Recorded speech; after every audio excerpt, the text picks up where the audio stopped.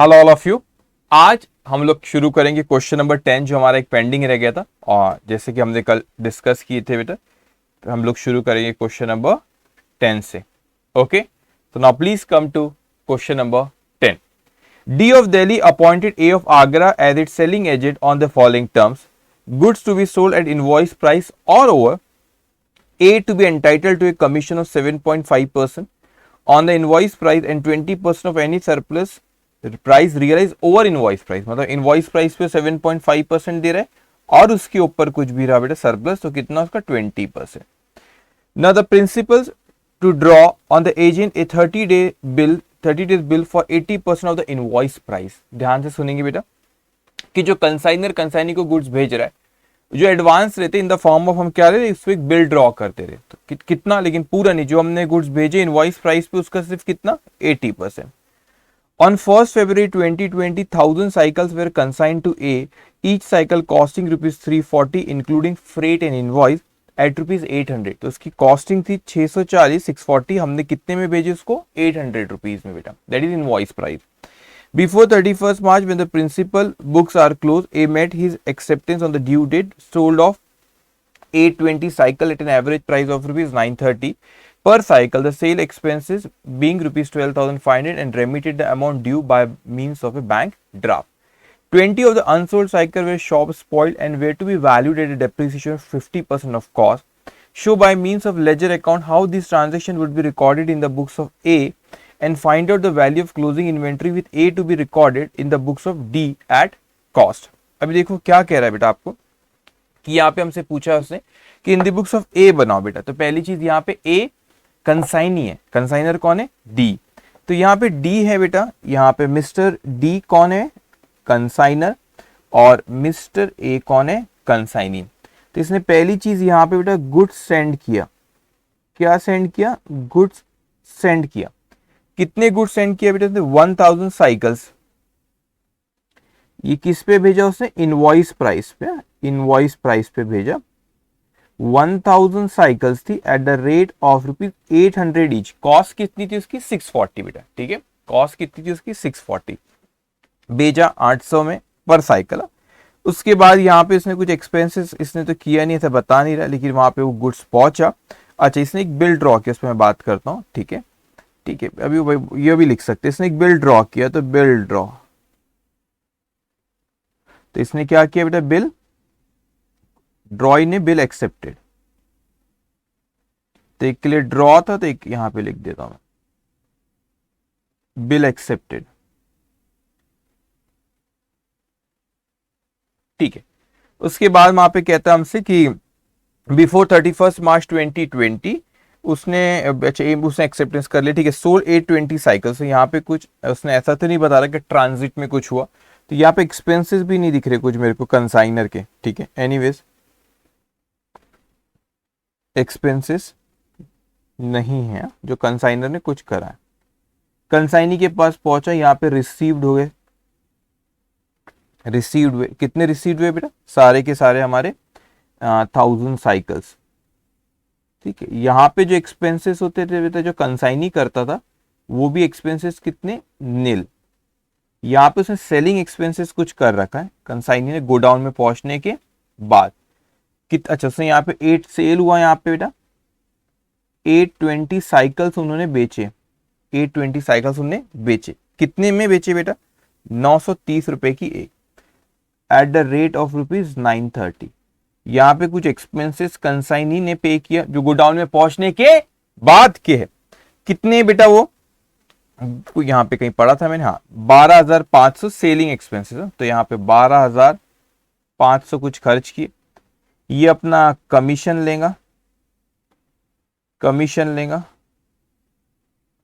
और फिर जो भी बैलेंस आएगा उसने बोला कि उसने भेज दिया। ये बैलेंस को क्या किया, जो भी बैलेंस आएगा वो कंसाइनी ने कंसाइनर को पैसा भेज दिया। ओके, अब ये कहानी थी पूरे क्वेश्चन की, लेकिन आगे कहता है बेटा 20 ऑफ द अनसोल्ड साइकिल। अब अनसोल्ड साइकिल के बारे में बात करें तो भाई हमने यहां से भेजे कितने थे बच्चों, बोलो यहाँ पे 1000 साइकिल्स भेजे थे, इसने बेचा 820, ठीक है। कुछ लॉस इन ट्रांजिट और आपका यहाँ पे गोडाउन में पहुंचने के बाद भी कुछ ऐसा नहीं हुआ, लेकिन स्टॉक कितना बचा बेटा, यहाँ पे स्टॉक कितना बचा 180 साइकिल्स। अब मेरी बात ध्यान से सुनना बेटा, ठीक है 180 साइकिल्स है हमारी, उसमें से क्या हुआ वो कुछ कह रहा है, 180 में से कुछ बाइफर्केशन करे, 20 साइकिल्स और कितने 20 साइकिल्स है ना, साइकिल्स थी ना, एक सेकेंड, 20 साइकिल्स की, ठीक है, और ये बची 160 साइकिल्स। अब ये आपके लिए नया है बेटा, ठीक है, इसको समझ लेना। अब 180 टोटल थी बेटा, उसमें से जो स्टॉक में रखी है 20 साइकिल के बारे में कुछ बोल रहा है, फिर वो 160 रिमेनिंग बची। तो क्या बोल रहा है 20 साइकिल के बारे में, कहते हैं शॉप स्पॉइल। शॉप स्पॉइल क्या रहते, कई रीजन रहते, जैसे कि आपने देखे कोई शॉप में जाते तो वो उसको सामने रखते, अपनी शॉप के सामने रखते, डिस्प्ले में रखते, तो गुड्स थोड़ा सा खराब हो जाता है, क्योंकि बॉक्स में अंदर नहीं रखा हुआ, डिस्प्ले सब में रखते, तो वो थोड़ा सा उसकी वैल्यू कम हो जाती है। क्यों? क्योंकि उसमें धूल लग जाती है। तो ठीक है, तो वो कह रहे हैं उस वजह से शॉप स्पॉइल्ड है, तो उसकी 50% से ज्यादा उसकी कॉस्ट नहीं है। मतलब ये जो है बेटा, इसका रिडक्शन इन कॉस्ट हुआ, इसका क्या हुआ, रिडक्शन इन कॉस्ट हुआ, कितना 50%। और वो नॉर्म, मतलब यहां पे जूम कर देता हूं मैं, तो 180 स्टॉक में थी बच्चों, 20 का रिडक्शन इन कॉस्ट वो 50%, और ये 160 नॉर्मल स्टॉक रखा। तो स्टॉक वैल्यूएशन के वक्त अपने को ये ध्यान रखना पड़ेगा। याद है बेटा कल हमने क्वेश्चन नंबर 9 किए थे बच्चों, तो क्वेश्चन नंबर 9 में भी ऐसे ही था कुछ यहाँ पे। अच्छा, रिडक्शन इन यहाँ पे वो ऐसा अलग अलग नहीं बोला था उसने, वहां पर पूरे इसका आपका 10% रिडक्शन इन कॉस्ट हुआ था, तो ये कॉस्ट का अपन ने 10% कम कर दी थी। मगर अभी जो अपन क्वेश्चन कर रहे बेटा, इसमें पूरे इसका नहीं कम हो रहा, सिर्फ 20 साइकिल्स का कम हो रहा है, बाकी का वैसा ही है बेटा। ओके, चलिए अब बस अपने को सॉल्व कर रहे हैं। बोला एक ही बुक में, एक कंसाइनी है बेटा, लेकिन मैं कंसाइनर की बुक में भी करता हूँ। ओवरऑल आइडिया आपको आज आइडिया तो है ही आपको सारी चीजों का, लेकिन अपन कर लेते कंसाइनर की बुक्स में भी, ठीक है बेटा। चलिए यहां पे लिखो, इन the books of mister D, कौन है बेटा, कंसाइनर। बना लो आप वहां पे जो अपन अकाउंट बनाते, कंसाइनमेंट अकाउंट,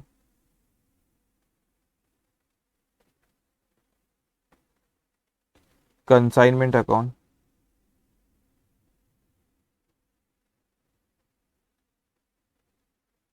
ओके। तो एक कंसाइनमेंट अकाउंट बनाओ बेटे, 10-12 लाइन का, 10-12 तो नहीं लगेंगे इसमें, एक्सपेंस कुछ कंसाइनर कंसाइनी ज्यादा किए नहीं, 6-7 लाइन का बनाए तो भी हो जाएगा बेटा, ठीक है। बना लो आप कंसाइनमेंट अकाउंट। फिर कौन सा अकाउंट बनाओगे इसके बाद, consignee account, A's account, consignee का नाम है एज अकाउंट, ये कंसाइनी है, in the books of consignor अपन कंसाइनी अकाउंट। इसको भी ज्यादा नहीं, 5-6 लाइन का ड्रॉ कर लेंगे, ओके। उसके बाद बना लो यहाँ पे goods sent on consignment account, goods send on consignment account,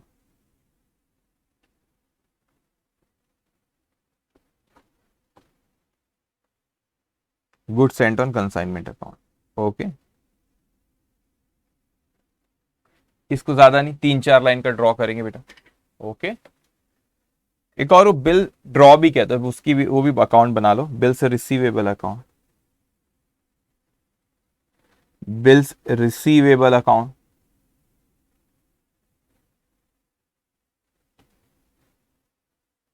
okay. Bills receivable account draw कर लो 2-3 लाइन का बस, ओके, बिल्स रिसीवेबल। उसके बाद फिर अपन यहाँ पे वर्किंग नोट बनाते जाएंगे, ओके, वर्किंग नोट। कंसाइनी की बुक में करता हूँ, कंसाइनी की बुक में तो उसने शायद कुछ कंसाइनी की बुक्स में पूछा है, वो भी करता हूँ, लेकिन कंसाइनर से पहले कर लेते अपन, ठीक है बेटा। चलो फटाफट, ड्रॉ किए नहीं किए बेटा, ड्रॉ किए नहीं किए,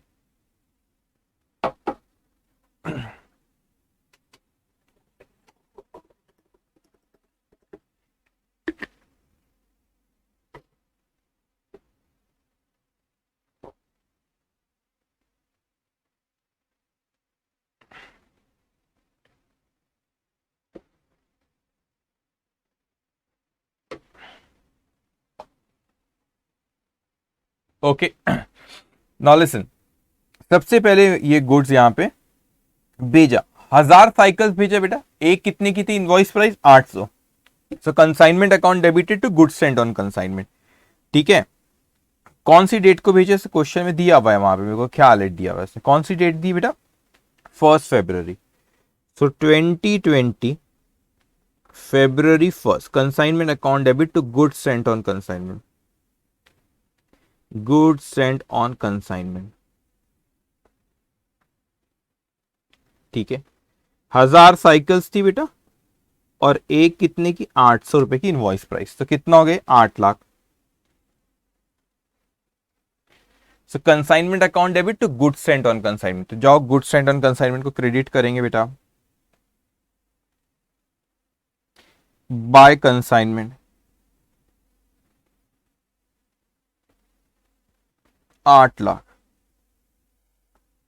ओके, उसके बाद उसका लोडिंग रिवर्स कर दो, तो इसमें लोडिंग कितना 160 हो ना, कॉस्ट 640 थी और इनवॉइस प्राइस 800, तो मतलब लोडिंग कितना हो गया बेटा 160 रुपीज। तो क्या एंट्री पास करना पड़ेगा अपने को, reverse.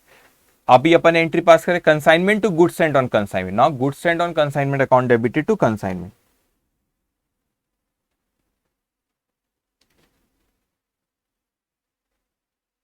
Goods sent on consignment,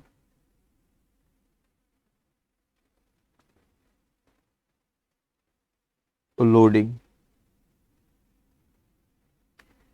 1000 cycles थी और एक पे लोडिंग 160। अब आप बोलेंगे सर आपने 160 कैसे लाए, आप खुद सोचो ना बेटा, कॉस्ट थी उसकी 640, इनवॉइस प्राइस थी 800, तो लोडिंग कितना हुआ, डिफरेंस आएगा ना 160, तो हो गया 1,60,000। So goods sent on consignment account debited to consignment, consignment को क्रेडिट करें, गुड्स सेंट ऑन कंसाइनमेंट को डेबिट करेंगे अपन टू कंसाइनमेंट अकाउंट।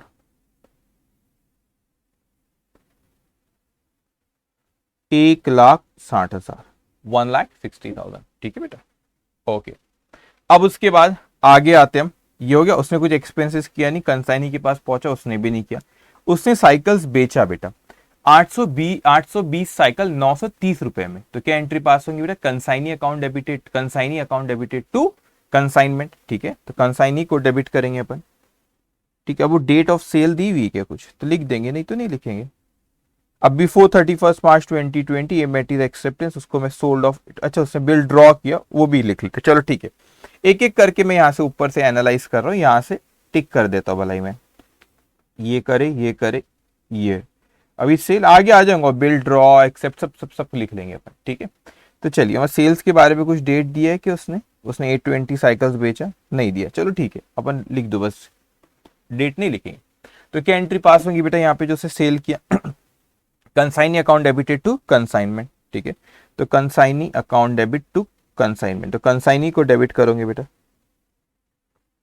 अब अभी उसने 31 मार्च के पहले सारी चीजें किया, तो अपन 2020 31 मार्च लिख देता हूं मैं, मार्च 31, ठीक है, टू कंसाइनमेंट।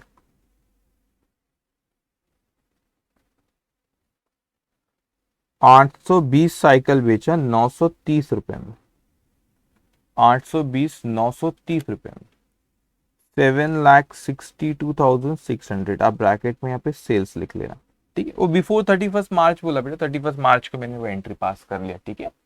अब उसके बाद consignee account debited to consignment, consignment को क्रेडिट करो जाके by A's account, you can write down in bracket sales, how much, 7,26,600, सही लिखो, 7 लाख नहीं नहीं 26 नहीं 60 to 600, yes 7,62,600, okay 760 to 600, okay. अब उसके बाद सेल्स हुआ बेटा, अपन एक एक करके आते जाते हैं, यहाँ पे सेल्स हुआ। अब उसके बाद ना बिल एक्सेप्ट किया, तो उसकी डेट एक्सेप्ट किया था, और उसने क्या किया था बेटा, ये बिल, और उसके बाद उसको वो मैच्योरिटी डेट पे उसने मतलब 1 महीने में उसकी पेमेंट भी कर दिया था। देखो यहाँ पे बताता हूँ, उसने जो बिल ड्रॉ किया था 30 डेज का बिल था, 80% ऑफ इनवॉइस प्राइस, और उसके met his acceptance on due date पे वो हो भी गया था, ठीक है। तो पहले तो इसको कर लो अपन, ये अपनी 1 फरवरी की बात है यहाँ पे, ठीक है। तो बिल ड्रॉ किया, तो कंसाइनर की एंट्री पास करेंगे, bills receivable account debit to consignee, तो कंसाइनी को बिल्स रिसीवेबल को डेबिट करो बेटा, यहाँ पे आपने बनाया 2020 February 1st, to bills receivable account debited to A's account, कितने का 80% ऑफ इनवॉइस। तो कितना था बेटा इनवॉइस, इनवॉइस प्राइस बोला, गड़बड़ नहीं करना, सेल प्राइस का, इनवॉइस प्राइस 8 लाख था, उसका 80% का बिल ड्रॉ किया 6,40,000, 6,40,000। तो बिल से receivable account debit to consignee, consignee को क्रेडिट करो,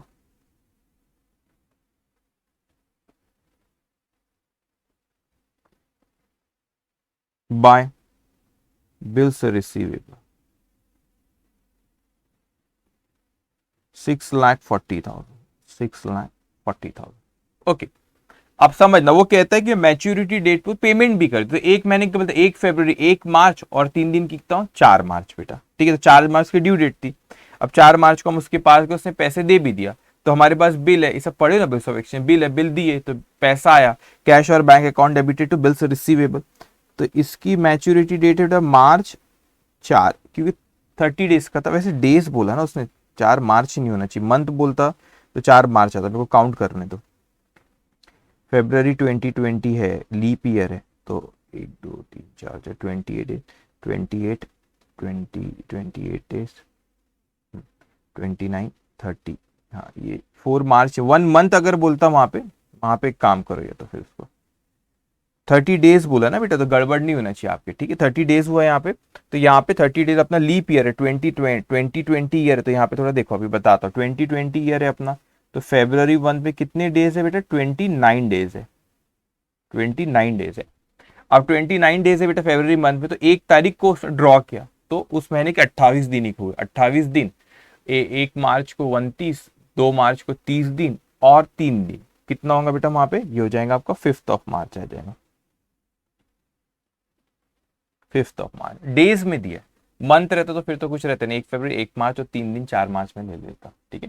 तो डेज काउंट करना पड़ता है अपने को, ठीक है। तो ये हो गया आपका 5th ऑफ मार्च। एनीवे यहाँ पे लिखो, अब आप यहाँ पे बाय कैश और बैंक अकाउंट, कैश और bank account debit to bill से रिसीवेबल, कितना अमाउंट है बेटा, 6,40,000, क्लोज भी हो गया 6,40,000।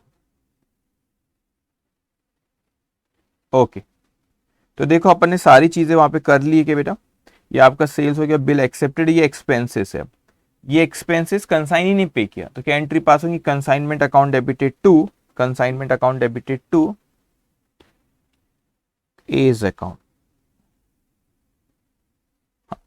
कितना अमाउंट है बेटा, वो 12,500,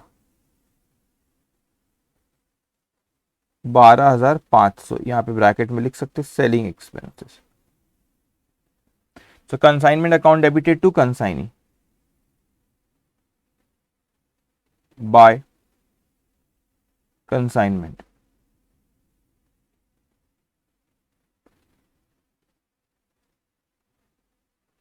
$12,500 done.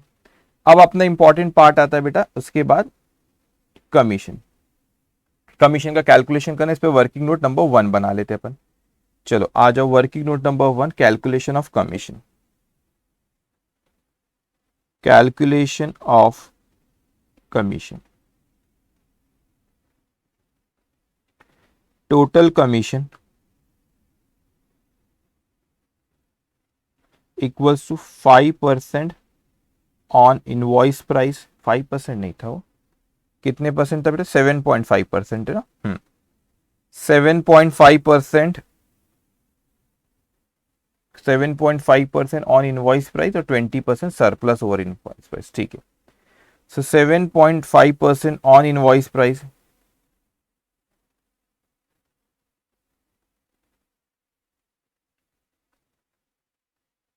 Plus 20% of surplus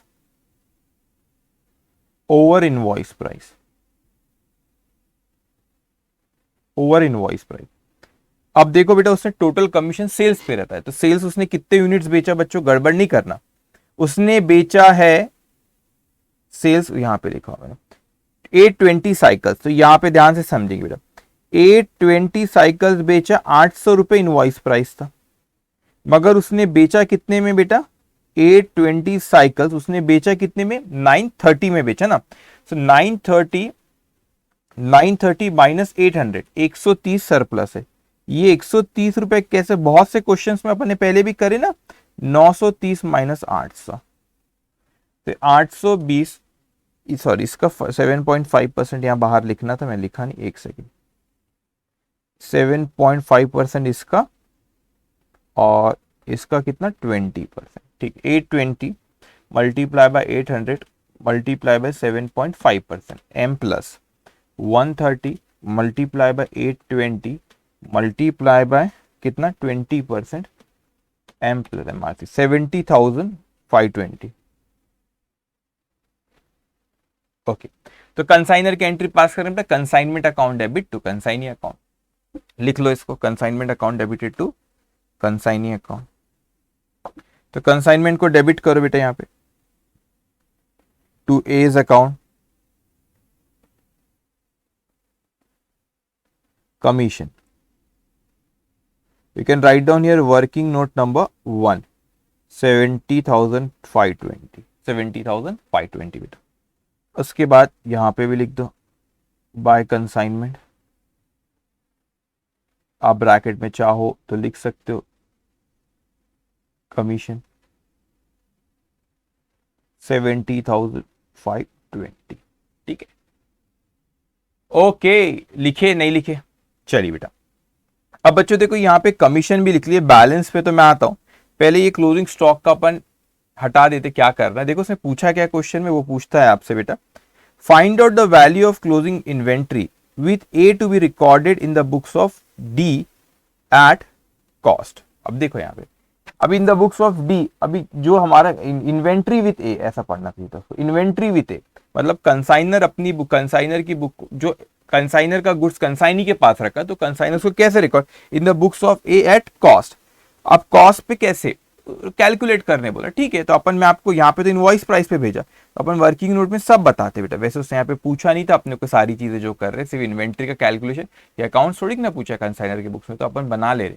consignee की बुक्स में भी अभी बना लेंगे 2 मिनट में अपन।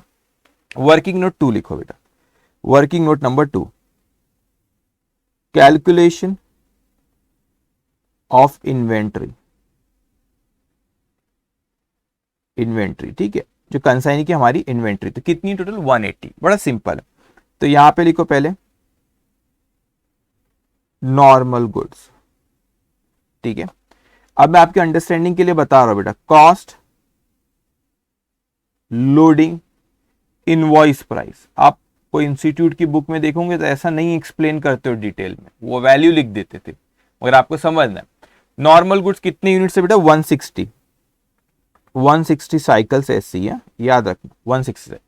तो भाई इसकी कॉस्ट कितनी थी 160 मल्टीप्लाई बाय कॉस्ट है 640, तो 160 मल्टीप्लाई बाय 640, ये हो गया आपका 1,02,400। लोडिंग 160 साइकिल्स कितनी की बेटा, लोडिंग थी 160, 160 मल्टीप्लाई बाय 160, 25,600। ये आगे invoice price 160 cycles, invoice price था 800, तो 160 मल्टीप्लाई बाय 800, 1,28,000। अब और थी बेटा वो, है ना, शॉप स्पॉइल जो थी हमारी, शॉप स्पॉइल गुड्स वाले गुड जो ना शोकेस सब में रखते, तो वो खराब हो गए थोड़े से, तो 20 साइकिल्स है वो, वैसी 20 साइकिल्स है बेटा। अब वो बोलता है कि इसकी कॉस्ट में रिडक्शन आया, इसको थोड़ा सा समझना, कितना परसेंट, 50%। तो आपको कॉस्ट और NRV which ever is lower, तो कॉस्ट है 160, सॉरी कॉस्ट है उसकी 640, 640 कॉस्ट है बेटा, और एनआरवी इसकी 50% हो गई, तो इसकी 320, तो विच एवर इज लोअर, ये कॉस्ट है बेटा और ये एनआरवी है। एनआरवी मतलब नेट रियलाइजेबल वैल्यू, अगर आज मार्केट में बेचो तो कितने में बिकेंगे, तो 320 में बिक रही बेटा, तो विच एवर इज लोअर, तो रिडक्शन इन कॉस्ट करते, तो आप इसको इनर कॉलम में भी बता सकते हो वैसे, ठीक है, यहां पर भी बता सकते हो, फिर मैं कॉस्ट पे वहां लिखता हूं, यहां पे बता दूं, ठीक है। तो 20 ऐसे बस यही कैलकुलेशन कर लो, डायरेक्ट वहां पे 50% भी लिख सकते हो बाहर, लेकिन अगर आपको ऐसे बताना है तो वो भी बता सकते हो, कैसे बताओ, चलो ठीक है।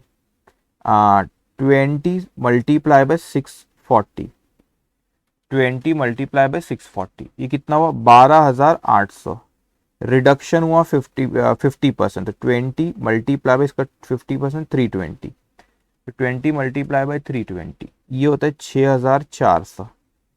तो 12800 माइनस 6400 कितना आ रहा है? 6400 यार। तो आउटर कॉलम पे यहाँ लिख लो 6400। समझा ना क्यों करे? 50% रिडक्शन इन कॉस्ट है। ठीक है, तो इस पे कितनी लोडिंग थी आपने जी? लोडिंग तो वही रहेंगे आपकी 160 मल्टीप्लाई बाय, नॉट 160, 20 साइकिल से कॉस्ट में कम होता है। 20 साइकिल मल्टीप्लाई बाय 160, तो 20 मल्टीप्लाई बाय 160 ये हो गया बेटा 3200। तो यहाँ पे आ गया 3200 प्लस 6400, 9600। अब इसकी बेटा अपने को टोटल कर लेना है। तो कॉस्ट आ रहा है आपका 10240 प्लस 6400, तो ये हो रहा है 1,08,800। 25,600 प्लस 3,200 ये कितना होगा बेटा? 28,800 प्लस 1,08,800 ये हो गया आपका बेटा 1,37,600, 1,37,000। अब इंस्टीट्यूट ने बेटा आपको क्या करा था, ये पूछा था आपको, और वो कंसाइनी की बुक्स में पूछा है उसने, मगर मैंने आपको कंसाइनर की बुक्स में भी कर लिया। उन्होंने पूछा था कॉस्ट पे कितना होगा, तो अपन ने तीनों ही कर लिए। कॉस्ट पे अगर रिकॉर्ड करेंगे तो ये होगा, इनवॉइस प्राइस पे ये, लेकिन गुड्स अपन कंसाइनर की बुक में कर रहे तो उसने इनवॉइस प्राइस पे भेजा, तो अपन इनवॉइस प्राइस पे लिखेंगे, फिर वो स्टॉक रिजर्व से कैंसिल करेंगे। ठीक है, तो इसकी एंट्री क्या पास होती है आपको पता है बेटा, consignment stock account debit to consignment account. ठीक है, ये आपका लोडिंग है बेटा, तो ये लोडिंग की क्या एंट्री पास होती है बच्चों? Stock consignment account, sorry debit, consignment account debit to stock reserve account, तो स्टॉक रिजर्व। चलो जल्दी से लिख लो अब इसको। कंसाइनमेंट अकाउंट में जाओ, यहाँ पे bye consignment stock account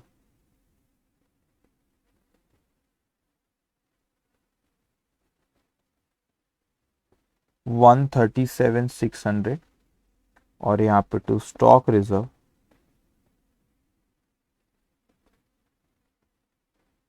28,800। Done. ठीक है, चले खत्म हुआ बेटा, टोटल करो 1,60,000 प्लस 7,62,600 प्लस 137,600, ये आ गया आपका 10,60,200, 10,60,200 minus 8,00,000 minus 12,500 minus 70/20 minus 28, 148,380 to profit and loss account. Okay, ये हो गया। अब इसके बाद अपना एज अकाउंट क्लोज कर लो। इसने सेटल भी कर लिया, आगे माँ क्वेश्चन में लिखा हुआ है। तो 7,62,600, 7,62,600, 7,62,600 माइनस 6,40,000 माइनस 12,500 माइनस 70,520, तो यार 39,580, 39,580। इसमें ये आ गया आपका 8,00,000, 8,00,000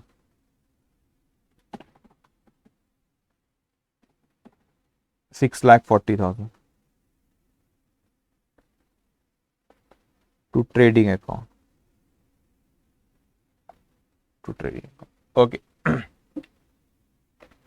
अब उसके बाद बिल्स रिसीवेबल तो क्लोज। ठीक है, मगर कंसाइनर की बुक से अपन कर लिए। उसने पूछा किस केस में सिर्फ बेटा, कंसाइनी केस में पूछा था, वो भी कर लेते। अब चलो लिखो इन दी बुक्स ऑफ, उसमें ज्यादा नहीं रहता, इसमें तो कुछ भी नहीं, सिंपल है। In the books of consignee का नाम क्या है? ए। तो एक अकाउंट बनाएंगे अपन, डी अकाउंट। डी कौन है बेटा? कंसाइनर है, तो डी अकाउंट ब्रैकेट में लिख लो कंसाइनर।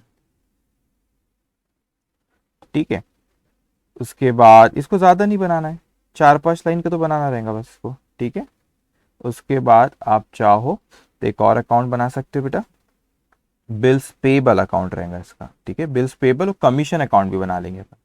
ज्यादा नहीं, चार पांच लाइन की बिल्स पेबल, तो 2-3 लाइन का भी बनाए तो हो जाएगा बिल्स पेबल अकाउंट। ओके चलो लिखो इसको। अब आखिरी आखिरी के क्वेश्चंस आने वाले, इसके बाद थोड़े से ट्रिकी रहेंगे, लेकिन एग्जामिनेशन में जाए बेटा तो अपने को क्या होना, हर तरीके से अपन तैयार होना। वैसे नहीं कि वहां गए तो ये नहीं आ रहा वो नहीं आ रहा। मैं को मैं बहुत उम्मीद में हूँ कि वो इंस्टीट्यूट आसानी क्वेश्चन पूछेंगे इससे जो अभी अपन आगे करने वाले, लेकिन तैयारी अच्छे से होना अपने को। ओके तो डीज अकाउंट बना लिए बेटा, बिल्स पेबल अकाउंट, और एक और अकाउंट बना लो कमीशन अकाउंट। चलो फटाफट, इसको ज्यादा टाइम नहीं लगना चाहिए, क्यों, क्योंकि ऑलरेडी वर्किंग सारी करी हुई ना, वहीं से उठा सकते हो बेटा पर। ठीक है तो देखो यहाँ पे जो डी अकाउंट कंसाइनी की बुक्स में है, तो कंसाइनर की बुक में जो बेटा कौन सा ए अकाउंट है, उसका रिवर्स है ये। ठीक है तो चलो फटाफट लिखेंगे अपन, आ जाओ यहाँ पे। सबसे पहले डी, अब इसने 1 फरवरी को बिल था, तो इसके लिए क्या एंट्री पास हुई थी बेटा, यहाँ पर ये एंट्री पास करता D account debited to bills payable, तो लिखूंगा 2020 February 1 to bills payable. D account debited to bills payable, ये एंट्री पास करेगा 8 लाख रुपए का 80%, 6,40,000। ठीक है, अरे ठीक है, ठीक है, ठीक है, डीज अकाउंट 6,40,000। ठीक है, और सेल वेल की एंट्री पास करता, लेकिन इसने बोला कि ड्यू डेट पे वो पेमेंट कर दिया, 2020 March 5 टू कैश और bank, bills payable account debited to bank account 6,40,000, तो ये क्लोज हो गया 6,40,000। ओके अब क्या हुआ बेटा यहाँ पे कि उसके एक एक चीज लिखते जाओ। उसने सेल्स किया यहाँ पे कंसाइनी, तो कंसाइनी के पास पैसा आया, तो मगर उसको डी को दे, तो क्या एंट्री पास करता, कैश अकाउंट डेबिटेड, कैश और bank account debited to consigner, क्योंकि उसको कंसाइनर को देना है।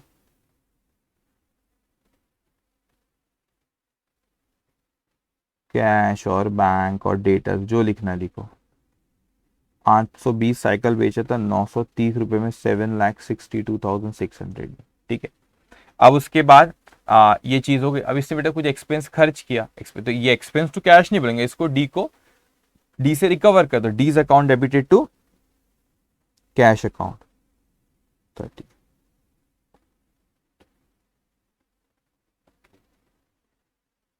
Cash account expenses 12,500। फिर कमीशन इसकी इनकम है, D account debited to commission, D से लेना है कमीशन, ये आता है 70,520, 70,520 कमीशन इसकी इनकम है, क्रेडिट कर दो बेटा।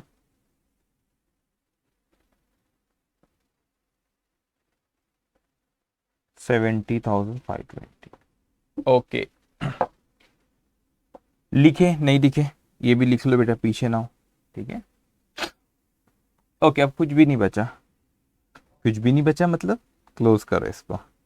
7,62,600, 762,600, 762,600 माइनस 6,40,000 माइनस 12,500 माइनस 70,520, 39,580। तो देखो ये अपनी बुक्स में कह रहा है बेटा 39,580 है ये अपनी बुक्स में कह रहा है, इसकी बुक्स में क्रेडिट बैलेंस आ रहा है, सॉरी दिख नहीं रहा, थोड़ा सा वो हो गया वो। ठीक है 39,000 बेटा, 39,580।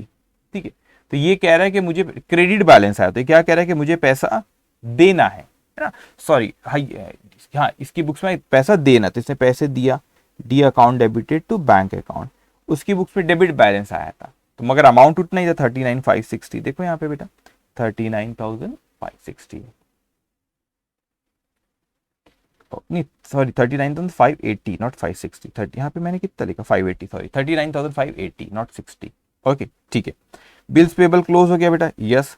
उसके बाद आ जाओ कमीशन 50,000 सॉरी 70,520, 70,520, 70,520, ये आ गया आपका 2020 March 31 को हम ये वो अपने कंसाइनी अपने प्रॉफिट एंड लॉस अकाउंट में ट्रांसफर कर देगा, क्योंकि उसकी क्या इनकम है 70,520। ओके तो डन। यहाँ पे हमारा क्वेश्चन नंबर कौन सा खत्म होता है बेटा, हमारा क्वेश्चन नंबर 10 भी खत्म होता है। अब आपको एक अच्छी बात बताता हूँ मैं, आप बोलेंगे सर क्या अच्छी बात है। अच्छी बात ये है बेटा कि जब हमने क्वेश्चन शुरू किए थे ना, यहाँ पे क्वेश्चन नंबर हमने आपको कौन से बोले थे, क्वेश्चन नंबर ये बचे थे, 10th हो गया अभी। अब आप बोलेंगे 17 पे जाओ, मैं 17 18 पे जाऊँ, मगर मैं कुछ पहले उसके पहले कुछ और बता रहा हूँ। आप अपने इसमें जाओ बेटा, आपके पास ये नोट्स के आप नए हो, प्रिंट करा के रखे हो। तो हमारे कहाँ तक हो गया बेटा क्वेश्चन, ये 16 हो गया, 16 हो गया था। और अभी मैंने ये भी कर लिया, 9th और 10th भी खत्म हो गया। अब 17th अभी अपन करने वाले, थोड़ी देर में 17th करेंगे बेटा। लेकिन 18th जो है ना, वो क्वेश्चन नंबर 10 रिपीट हो गया, जो अपन अपनी सॉल्व करें ना बेटा। अभी अपन हो सकता है ईयर आगे पीछे हो थोड़ा सा, ईयर भी ये 21 है, वो 2020 था, कोई फर्क नहीं पड़ता, सेम क्वेश्चन है। तो आप अपने को सॉल्व नहीं करना है, तो आप क्वेश्चन नंबर 18 के सामने लिख लो रिपीट क्वेश्चन नंबर 10, जो क्वेश्चन नंबर 10 था वही है ये, ठीक है। उसके बाद जो क्वेश्चन नंबर 19 है वो भी रिपीट हो गया बेटा। अब क्या होता है, मेरे पहले से क्वेश्चन रहते हैं, मैं इंस्टीट्यूट के मटेरियल के भी लेता हूं, तो मेरे क्वेश्चन और उनके कभी कॉमन हो जाते, रेयरली होता है। एनीवेज, तो क्वेश्चन नंबर 19 में भी लिखो रिपीट क्वेश्चन नंबर जो 9th है ना उसके जैसा, अपन ने जो कल किए थे ना क्वेश्चन नंबर 9 उसके जैसा है बेटा, ठीक है। यहाँ पे लिख लो रिपीट क्वेश्चन नंबर 9। तो अपने को 18 और 19 करना ही नहीं, खुश हो गए ना तुम तो, 18 और 19 करना ही नहीं, क्यों, क्योंकि ऑलरेडी अपने पहले कर चुके क्वेश्चन नंबर 9 और 10, ठीक है। तो अब कौन से बचते अपने, अपने बचते बेटा क्वेश्चन नंबर 17, 20 और 21। तो मैं अभी 17 करूंगा, क्वेश्चन नंबर 17 करूंगा, 18 19 नहीं करना है, वो हो गया अपना 18 19 बेटा, अपना हो गया, ठीक है। तो 18 19 अपना हो गया। तब आ जाओ क्वेश्चन नंबर 17 पे बेटा, मैं 17 करूंगा, डिस्कस करूंगा इसको सारा। उसके बाद बेटा मैं क्वेश्चन जो कल आपको होमवर्क दिया था, क्वेश्चन नंबर आई थिंक वो 6 था, उसके बारे में कुछ मेरे को डिस्कस करना है थोड़ा सा। इंस्टीट्यूट ने जो सोल्यूशन वहाँ पे दिए मेरे हिसाब से वो प्रॉपर नहीं है, तो मैं उस पर डिस्कस करूंगा, डोंट वरी, क्वेश्चन नंबर 6 पे बेटा, ठीक है। और उसके बाद फिर 7 और 8 सिंपल मैं बताता हूँ, होमवर्क सेक्शन अपन इसके बारे में बाद, इसके बाद बात, तो एक क्वेश्चन अपन सिर्फ अभी 17 करेंगे, उसके बाद होमवर्क सेक्शन में कुछ बोलना है, तो आज इतना ही। फिर कल 18 19 हो चुका है अपना, नेक्स्ट सेशन में फिर 20 21 करेंगे और चैप्टर आपका खत्म। ओके, अब देखिए यहाँ पे, यहां पर कहता है बेटा ऑन 1 जनवरी 2021 Pawan sent on consignment to Raman 10 cases of tea costing ₹5,000 each, invoice proforma at ₹6,000 each. अभी क्या हुआ, पवन जो कंसाइनर था उसने कंसाइनी को भेजा बेटा 5,000 रुपए की उसकी कॉस्ट थी, उसने कितने में बेचा, 6,000 में, 6,000 में भेजा। इनवॉइस प्राइस थी, तो पहले गुड सेंट, यहां पे मैं लिखते जाता हूं बेटा इसमें, ठीक है, यहां पे मैं लिखते जाता हूं। कंसाइनर पहला good sent, invoice price, invoice price कितने केसेस थे, 10 केसेस है बेटा, at the rate of ₹6,000, 6,000 invoice price है। उसकी कॉस्ट कितनी बेटा, 5,000 उसकी कॉस्ट है बेटा, ठीक है। उसके बाद freight and other charges on the consignment amounted ₹3,100। अब यहाँ पे कुछ एक्सपेंस हुए बेटा, एक्सपेंसेस, ठीक है, एक्सपेंसेस यहाँ पर कुछ हुए आपके, फ्रेट और other charges 3,100, freight and other charges 3,100। उसके बाद कहता है आगे on 31 March 2021 Raman sent an account sale showing that 4 cases had been sold at ₹6,000, 3 cases at ₹7,000। अब वो कहता है यहाँ पे गुड्स पहुंचे होंगे, इसने रिसीव्ड करा, कुछ भी यहाँ डैमेज वैमेज नहीं है, पूरे 10 केसेस रिसीव किया बेटा। यहाँ पे एक्सपेंसेस कंसाइनी के अभी तो कुछ नजर नहीं आ रहे, देखते, लेकिन कुछ रहा तो अपन देखेंगे बेटा, ठीक है, अगर कुछ रहा तो लिख दूंगा। अभी यहाँ पे सेल हुआ, तो टोटल केसेस कितने थे बेटा, यहाँ पे 10 केस उसने भेजा था, रिसीव भी 10 हुए, लेकिन उसने यहाँ पे 4 के 3 के 4 केसेस 6 में बेचा, ठीक है, 4 केसेस उसने बेचा एट द रेट ऑफ ₹6,000, और 3 केसेस बेचा बेटा उसने एट द रेट ऑफ ₹7,000। अब कुछ बच्चे सोच रहे हैं अरे सर 6,000 में उसने भेजा था, कंसाइनर ने, है ना, 6,000 में बेटा भेजा था, यहाँ पे कितने भेजा था, 6,000 में भेजा था उसने, ओके। ओहो मेरे को लगा ही हुआ, ठीक है, स्क्रीन पे आपके नहीं दिख रहा है, मैं सॉरी, उसको फिर वो नाराज हो जाता है ना बीच बीच में, ठीक है कोई बात नहीं, आया क्या, नहीं, जस्ट 1 मिनट बेटा।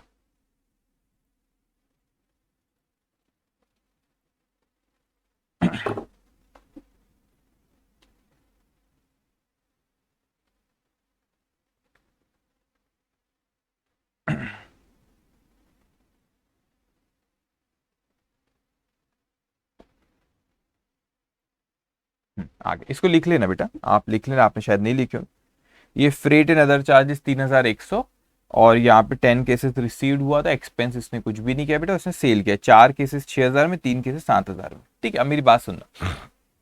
अब क्या हो यहाँ पर बेटा, ये कुछ बच्चों को लग रहा था 6000 में बेचा, 6000 में भेजा था। अरे बेटा जो 6000 में भेजा था ये भी कॉस्ट के ऊपर था, कॉस्ट तो आपकी 5000 ही थी। इनवॉइस प्राइस पे भी बेचा तो प्रॉफिट ही हुआ है, तो कीमत तो एक्चुअल में 5 है उसकी। ठीक है, ये इनवॉइस प्राइस पे बेचा 6000 और इनवॉइस प्राइस से बढ़ के बेचा। अब मेरे को बताओ बेटा 10 में से ये 7 केसेस बेच दिया, तो यहाँ पे स्टॉक में कितना बचा बेटा? अब ये स्टॉक में कितना बचा उसको अपन बात करते हैं, यहाँ पे स्टॉक के बारे में बात करते हैं। ठीक है, स्टॉक में बेचा बेटा, यहाँ पे बचा है अपना 3 केसेस बचे। कितने केसेस बचे? 3 केसेस। अब देखते हो 3 केसेस के बारे में क्या हो रहा है। 10 में से 7 चले गए, 3 बचा। कहता है बेटा वहां पे वाइल, ये इंपॉर्टेंट पॉइंट अब मैं पढ़ने जा रहा हूं यहाँ पे। ठीक है, मेरी बात ध्यान से सुनना बेटा। while 3 cases remain unsold, Raman also informed Pawan that of the 3 cases remaining in stock, 2 cases were badly damaged due to bad packing, and that they would be sold at rupees 3000 per case. Take as NRV. NRV is net realizable value, expected value कहते हैं। ठीक है, मेरी बात समझना। वो कहता है कि बहुत अच्छे समझना, आपको ना एकदम होशियार बच्चे बनना है, मेरी बात को बड़े अच्छे समझना। अब क्या हो रहा है बेटा, 10 में से 1 केस तो नॉर्मल रखा हुआ है अपने पास, 1 केस तो normal good condition, normal good रखा हुआ है, नॉर्मल गुड्स। ठीक है, नॉर्मल लॉस मत बोल दे, नॉर्मल गुड्स है, लॉस मत मान लेना। अब जो 2 केसेस थे ना बेटा, जो 2 केसेस है वो बैडली डैमेज है, बैडली डैमेज हो गया बोलता है। उसकी वजह से उसकी वैल्यू क्या हो गई? कम हो गई, टूट फूट गया, एकदम खराब हो गया, तो बिकेगा नहीं बराबर, बिका भी तो बहुत कम कीमत में। तो अब मैं क्या कर सकता हूं बेटा, ये पहले स्टॉक के बारे में बड़ा इंपॉर्टेंट पॉइंट आपको मैं समझा रहा हूं बेटा। मैं चाहूं तो कंसाइनमेंट अकाउंट में जब स्टॉक का कैलकुलेशन करूं तो मैं इसका अलग अलग ट्रीटमेंट कर सकता हूं, ये 1 केस का और ये 2 केस जो बैडली डैमेज है। आपने जो क्वेश्चन नंबर 8 करे थे उसमें क्या हुआ था बेटा हमारा, कि जो गुड्स था पूरे गुड्स की वैल्यू कम हो गई थी। क्वेश्चन नंबर जो आपने नहीं, क्वेश्चन नंबर 8 नहीं था, क्वेश्चन नंबर 9 जो करे थे उसमें पूरे गुड्स की वैल्यू कम हो गई थी, मेरे को ख्याल है। जो आपने उसमें आपने 10% पूछता तो कॉस्ट को 10% से कम करता। अभी जो अपन ने क्वेश्चन नंबर 10 करे उसमें क्या हुआ था बेटा, कि स्पॉइल था ना, शॉप स्पॉइल, जो डिस्प्ले के लिए रखे थे, थोड़ी धूल बैठ गई तो। अब मगर यहां पर क्या हो रहा है, बोलता है बैडली डैमेज हो गया, बैडली डैमेज पूरा खराब हो गया, टूट हुआ। और ये नॉर्मली नहीं होता, बैडली डैमेज मतलब ऐसा होता है कि इट्स एबनॉर्मल आइटम, जो नॉर्मली बिजनेस में नहीं होता। वैल्यू कम हो सकती है गुड्स की, दैट इज नॉर्मल, कुछ डिस्प्ले में रखे थे थोड़े से वैसे हो गए मार्केट, दैट इज नॉर्मल। लेकिन बैडली डैमेज मतलब एबनॉर्मल आइटम हो गया। अब हमारे ऊपर है बेटा, मैं क्या बोल रहा हूं, मेरी बात को बहुत ही खुले दिमाग से भी सुनना। एक चीज मैं कर सकता हूं कि कंसाइनमेंट अकाउंट जब मैं बना उसमें जो मैं क्लोजिंग स्टॉक लिखूं तो उसमें ये पूरे केसेस बता दूं, ये 1 केस और ये 2 केस अलग से बता दूं।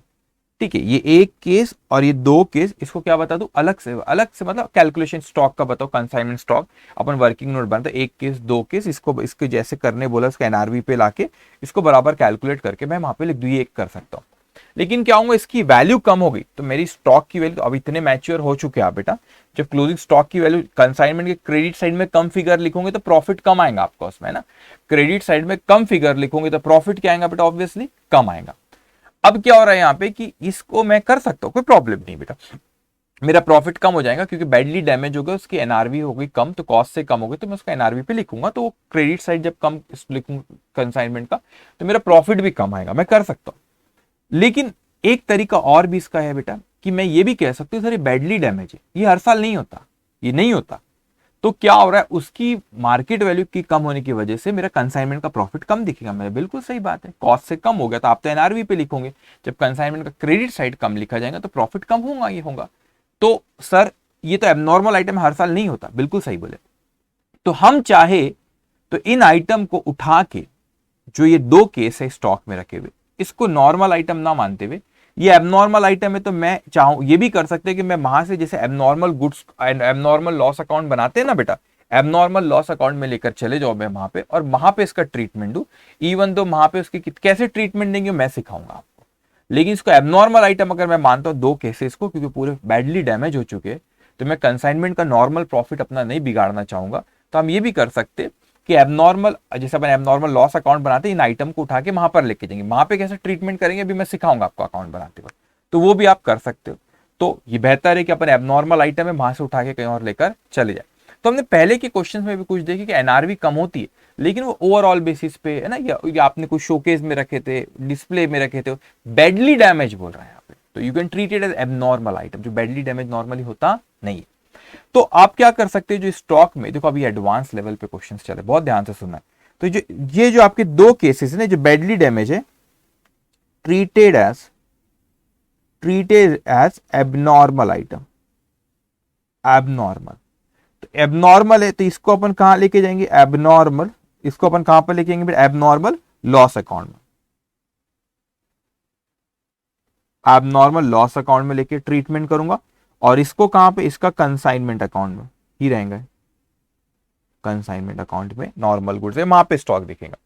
तो दोनों में डिफरेंस समझ लेना बेटा, ये वाला जो है ये नॉर्मल गुड्स है, तो ये कंसाइनमेंट अकाउंट में देखेंगे, और ये कहां पे लिखेंगे, एबनॉर्मल लॉस अकाउंट में उसको मैं लेकर जाऊंगा। समझा आपको बेटा।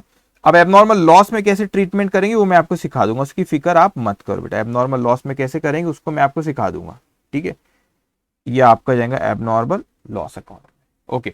तो वहां पे कैसे ट्रीटमेंट कर बात करेंगे, समझ में आ रहा था क्यों। अच्छा एक और चीज सिखा, अच्छा अगर नहीं लेके जाते एबनॉर्मल लॉस में, पूरा कंसाइनमेंट में स्टॉक बताते अगर, तो ओवरऑल बेसिस पे पीएनएल अकाउंट में कोई फर्क नहीं पड़ता, क्योंकि एबनॉर्मल लॉस अकाउंट में भी से भी जो लॉस होगा वो पीएनएल में जाएगा बेटा। एबनॉर्मल लॉस अकाउंट में उसका भी जो लॉस होगा वो कहां पे जाएगा बेटा, पीएनएल में जाएगा बेटा, ठीक है। और उसके बाद जो आपका ये जो रहेगा, क्या चीज कहते हैं उसको, या आपका जो कंसाइनमेंट अकाउंट का बैलेंस भी पीएनएल में जाएगा। तो अगर मैं एबनॉर्मल लॉस, इसको एबनॉर्मल आइटम ट्रीट करके एबनॉर्मल लॉस अकाउंट बनाता हूं, वहां पर अगर मैं लेके जाता हूं, और कंसाइनमेंट का लॉस मेरा थोड़ा सा प्रॉफिट जो है मेरा वहां पे क्या होगा, वहां से मैंने उठा के एबनॉर्मल लॉस को वहां पे ले गया, तो मेरे प्रॉफिट में फर्क आ जाएगा, वो प्रॉफिट पीएनएल में जाएगा। मैं आपको बना के दिखाऊंगा, डोंट वरी, बना के दिखाऊंगा कि एबनॉर्मल लॉस का भी पीएनएल में जाएगा, कंसाइनमेंट का भी पीएनएल में जाएगा। पीएनएल में net effect will be same, कुछ फर्क नहीं पड़ने वाला पीएनएल में बेटा। लेकिन यहां पे क्या हुआ है, उसमें पीएनएल में कुछ फर्क नहीं पड़ने वाला, लेकिन ये अगर मैं एबनॉर्मल आइटम मानूं और इसको कंसाइनमेंट में उठा के एबनॉर्मल लॉस अकाउंट में लेकर चले जाऊं, तो इससे फर्क ये होगा कि कंसाइनमेंट का प्रॉफिट मेरा वो एबनॉर्मल लॉस वाला, जो एबनॉर्मल लॉस की वजह से जो हो रहा है, आइटम की वैल्यू डिग्रेड हो रही, उसका इफेक्ट मेरे कंसाइनमेंट में नहीं पड़ेगा, नॉर्मल कंसाइनमेंट का प्रॉफिट आएगा। लेकिन जो एबनॉर्मल लॉस पे जो मेरा नुकसान हो रहा है वो तो पीएनएल में जाएगा बेटा, तो वो पीएनएल में जाएगा तो वहां पे एडजस्ट वो सेम आएगा। तो आप इसको एबनॉर्मल लॉस अकाउंट बनाओ या ना बनाओ, पीएनएल में जो आपका नेट इफेक्ट आएगा, वहां पे जो कंसाइनमेंट का भी बैलेंस आएगा, एबनॉर्मल लॉस का भी आएगा। और तो मैं ये कहना चाह रहा हूं आपको, देखो अगर मैं, प्लीज थोड़ा सा पेशेंस रखना आपको, तो ये कंसाइनमेंट अकाउंट है, ये एबनॉर्मल लॉस है, इसका बैलेंस ये पीएनएल में जाएगा, यहाँ पे जो लॉस आएगा ये भी पीएनएल में जाएगा। तो ये सॉरी, ये दोनों बेटा मेरे कहां पे जाएंगे, ये पीएनएल में जाते हैं, दोनों पीएनएल में जाएंगे। और अगर सिर्फ मैं कंसाइनमेंट बनाऊं, इसका जो मेरा यहाँ पे प्रॉफिट आएगा ये भी कहां जाएगा, पीएनएल में जाएगा, ये भी पीएनएल में जाएगा। तो दो ऑल्टरनेटिव, या तो ये दो बनाओ मैं, या तो ऐसे करूं या तो ऐसे करूं। ये ऐसे भी करा तो ये जो प्रॉफिट ये जो जाएगा, ये इट विल बी, ये प्रॉफिट और ये नुकसान का नेट इफेक्ट लेंगे, वो उतना ही रहेगा जितना यहाँ पे प्रॉफिट आएगा, उतना ही रहेगा। लेकिन यहाँ पे मेरे को अलग अलग पता चल जाएगा कि एबनॉर्मल आइटम को यहाँ पे कंसाइनमेंट का नॉर्मल बिजनेस से कितना प्रॉफिट हो रहा है वो पता चलेगा, उसमें एबनॉर्मल लॉस का इफेक्ट यहाँ पे नहीं आएगा। लेकिन यहाँ पे एक कंसाइनमेंट अकाउंट में सब किया आपने बेटा, एबनॉर्मल आइटम को वहां से हटाए नहीं, तो उसका इफेक्ट भी आएगा, और ये प्रॉफिट आपका, ये दोनों का नेट इफेक्ट जो आएगा वो यहाँ पे आएगा। मैं आपको ये समझाना चाह रहा हूँ, अगर ये प्रॉफिट हाइपोथेटिकल फिगर ले रहा है 2000 आया या 500 आया इसका लॉस, तो नेट इफेक्ट तो 1500 आ रहा है, तो यहाँ पे बराबर 1500 ही आएगा, ठीक है वो। मगर बेहतर है कि इसको बेडली डैमेज है तो उसको एबनॉर्मल आइटम समझे, और एबनॉर्मल आइटम को कंसाइनमेंट में हटा के एबनॉर्मल लॉस अकाउंट में लेकर चला जाए। लेकिन यहां पे क्या ये एबनॉर्मल आइटम बिका है क्या, नहीं। कुछ क्वेश्चन में अपन ने देखे तो इंश्योरेंस क्लेम मिल जाता था, ठीक है, ट्रांसपोर्टर पैसे दे देता। एक क्वेश्चन में अपन ने देखे थे कि वो एबनॉर्मल आइटम बेच भी दिए थे। यहाँ पे ना इंश्योरेंस क्लेम है, ना डैमेज मिलने वाला है, और ना ही, तो मैंने अभी तो वैसे पढ़ा नहीं, अभी तक तो मेरे ख्याल से नहीं है, आया तो देख लेंगे, लेकिन और इसको बिका भी नहीं। तो मतलब क्या होगा, स्टॉक में रखा हुआ उसकी वैल्यू कम होगी। तो एबनॉर्मल लॉस अकाउंट में कैसा ट्रीटमेंट करेंगे बेटा, वो मैं आपको सिखाऊंगा, you don't have to worry, ठीक है। चलिए ओके, अब यहां पर हम आते बेटा, ठीक है। अब ये चीज ख्याल रखना आपने, बैडली डैमेज को मैंने ट्रीटेड एज एबनॉर्मल आइटम, ठीक है, एबनॉर्मल आइटम, तो उसको अपन एबनॉर्मल लॉस अकाउंट में, या उसको आप एबनॉर्मल लॉस और ब्रैकेट में स्टॉक भी लिख सकते हैं। मैं सिखाऊंगा एबनॉर्मल लॉस के बारे में, बहुत डिटेल में बोलूंगा, डोंट वरी, ठीक है। अब आगे हमसे कहता है, हो गया भाई ये, ठीक है। आगे Raman was entitled to commission 5% gross sale which include del creditor commission, ठीक है। Raman could recover 4,000 only from a customer to whom one case had been sold on credit for rupees 6,000 amount of all other sales duly were duly received. अब देखो क्या हुआ, इसका commission है, अरे भाई इधर उधर क्यों हो रहा है इतना, ठीक है। यहाँ पे इसका कमीशन है बेटा, कमीशन है, कमीशन कितना बेटा at the rate 5% commission, del creditor commission भी इसमें इंक्लूड है। और आगे अगर कोई बैड डेप्ट हुआ तो इसकी जिम्मेदारी नहीं है, तो एक बैड डेप्ट हुआ भी तो वो कंसाइनी उसको बेयर करेगा, कंसाइनर नहीं। तो यहाँ पे बैलेंस आएगा। अगर यहाँ पे मैं लिख देता, और जो बैड डेप्ट वाला पॉइंट है ये लिख देता, ये बैड डेप्ट वाला जो पॉइंट है ये कंसाइनी विल बेयर इट, क्यों, क्योंकि उसको डेल क्रेडिटर कमीशन दिए अपन ने, याद है ना। और यहाँ पे फिर आएगा बेटा जो बैलेंस, बैलेंस के साथ जो भी रहा उसको अपन ट्रीटमेंट कर देंगे। ये बैलेंस यहाँ से चला, ठीक है, ओके। बस ये आपके स्टॉक का एक नया पार्ट सीख रहे, बेडली डैमेज है वो, तो you can treat with abnormal item, उसको अलग से बता दे, मैं आपको बताऊंगा, अकाउंट बनाऊंगा ना, कोरिलेट करूंगा, आपको इतना मजा आएगा। अच्छा ऐसा भी होता है, ऐसे रट्टा वाला नहीं करना, तो मैं आपका अकाउंट बना के बताऊंगा अभी क्या फर्क पड़ा उसकी वजह से, ठीक है। तो चलो किसकी बुक्स में एंट्री पूछा है बेटा उसने, on 31st March 2021 Raman paid the amount due to Pavan by means of a cheque, ठीक है, बैलेंस पे भी कर दे, prepare ledger in the books of Pavan and Raman, दोनों के बुक में बेटा। तो यहाँ पे पवन कंसाइनर है बेटा, चलो पहले कंसाइनर की बुक में कर लेते हैं, ड्रॉ करो in the books of consignor, in the books of consignor. अच्छा कंसाइनर कौन है, पवन,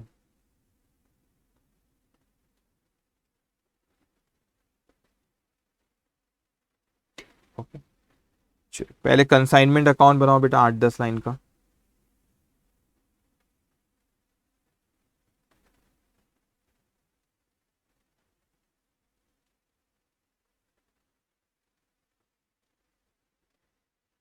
कंसाइनमेंट अकाउंट, ओके। उसके बाद कंसाइनी का नाम है रमन, रमन अकाउंट, ये कौन है, कंसाइनी, इसको बना लो 3-4 लाइन का, ठीक है, ज्यादा है नहीं, वो कमीशन का एक है बस बेटा, ठीक है। उसके बाद और बैलेंस उसने दिया, good Saint on consignment, good Saint on consignment account,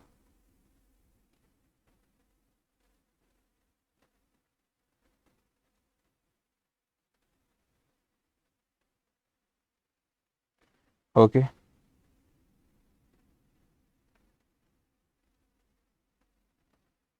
ठीक है, ये आ गया गुड सेंट ऑन कंसाइनमेंट, ठीक है।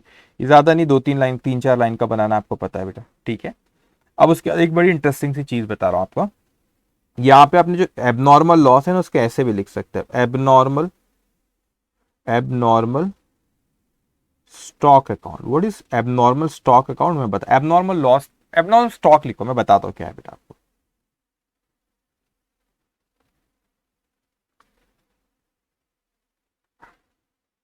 Abnormal stock account, what is abnormal item, abnormal item जो थे ना, एबनॉर्मल आइटम उसका account, abnormal item stock account, ठीक है। मैं आपको और दिखाता एक मिनट, कंसाइनमेंट स्टॉक अकाउंट, इसको भी बना सकते हैं अपन, ठीक है। कंसाइनमेंट स्टॉक एबनॉर्मल आइटम, ये यहाँ पे लिखो कंसाइनमेंट स्टॉक अकाउंट, ये नॉर्मल गुड्स वाला, ठीक है, सिखाता हूं आपको क्या है,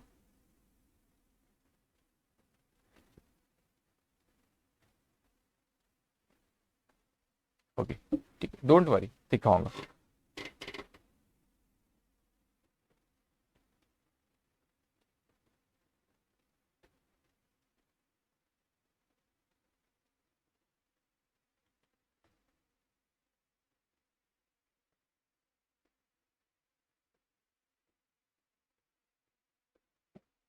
चलो लिखिए आपने इतना, 3-4 लाइन का इसको ड्रॉ कर लो, एबनॉर्मल लॉस ब्रैकेट में एबनॉर्मल स्टॉक लिख लेना, क्या है मैं बताऊंगा, डोंट वरी, ठीक है,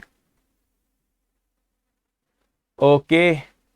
लिखिए आपने 1, 2, 3, 4, 5 अकाउंट बना लिए, ठीक है बेटा, शुरू करें।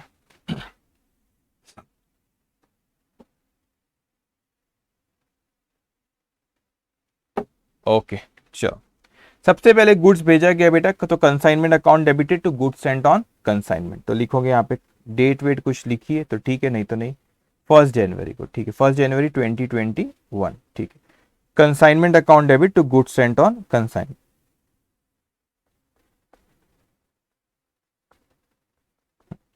Goods sent on consignment.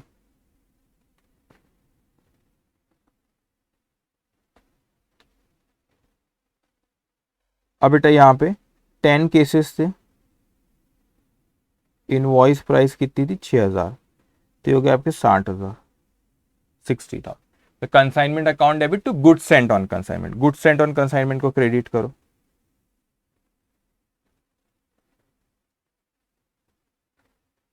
Consignment आराम से करेंगे बेटा, एबनॉर्मल स्टॉक क्या बोला मैंने, मैं उस वो भी समझाऊंगा, घबराना बिल्कुल नहीं, ठीक है, आराम से करते जाओ एक एक चीज। अब एडवांस क्वेश्चन इतने एडवांस एग्जाम में आते भी नहीं, लेकिन ठीक है, ओके। अब उसके इसका लोडिंग रिवर्स कर दो अभी, goods sent on consignment,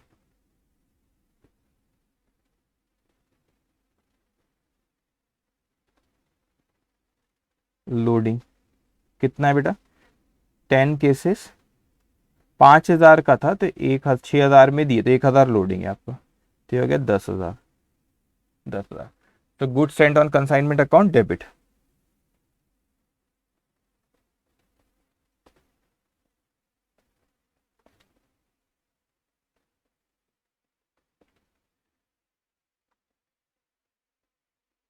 loading 10,000, ये 10,000 कैसे है पता है ना बेटा, 1,000 मल्टीप्लाई बाय 10। इसकी आप चाहो तो इसको करके छोड़ दो, अब इसका खत्म, इसको क्या है 31 मार्च, ट्रेडिंग अकाउंट में बैलेंस भी लेके चलेगा इसका 50,000, ओके, ठीक, डन, ओके। अब उसके बाद देखो गुड्स भेजा बेटा, उसके पास कुछ खर्चा तो उसने किया है 3,100 का, तो consignment account debit to cash, consignor ने खुद नहीं किया बेटा, ये उसने खर्चा किया freight and other charges,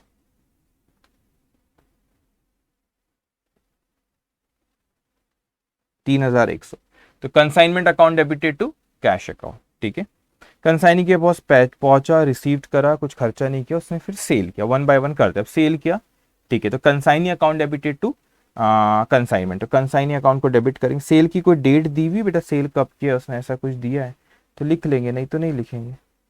31 March Raman send account, account से 31 मार्च को भेजा, तो अपन वही लिख लेते, चलो 2021 मार्च 31 टू कंसाइनमेंट अकाउंट, ब्रैकेट में लिख लो सेल्स का, ठीक है।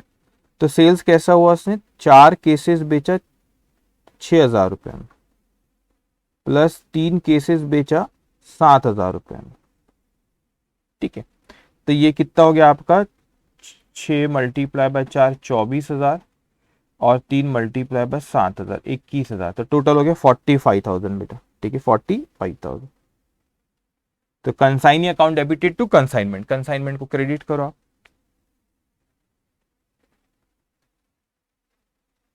बाय रमन,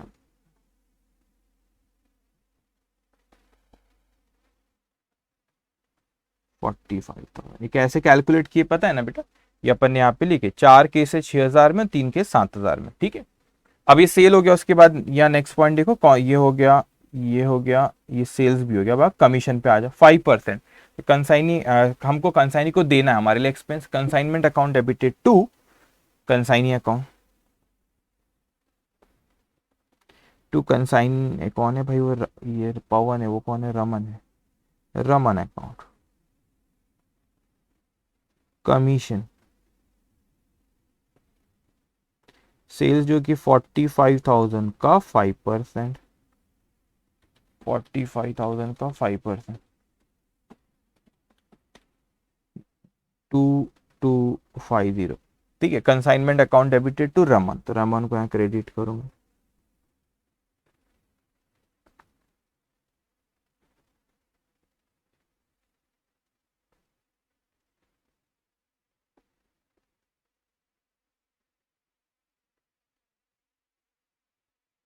2250। ओके डन, लिखे बेटा आपने। अब देखो यहाँ पे उसके बाद बैड डेप्ट हुआ बेटा। अब ये जो बैड डेप्ट हुआ, ये बैड डेप्ट कंसाइन ही लिखेगा क्योंकि डेल क्रेडिटर कमीशन दी तो बेयर वो करेंगे, तो कंसाइनर की बुक्स में बैलेंस दे देंगे।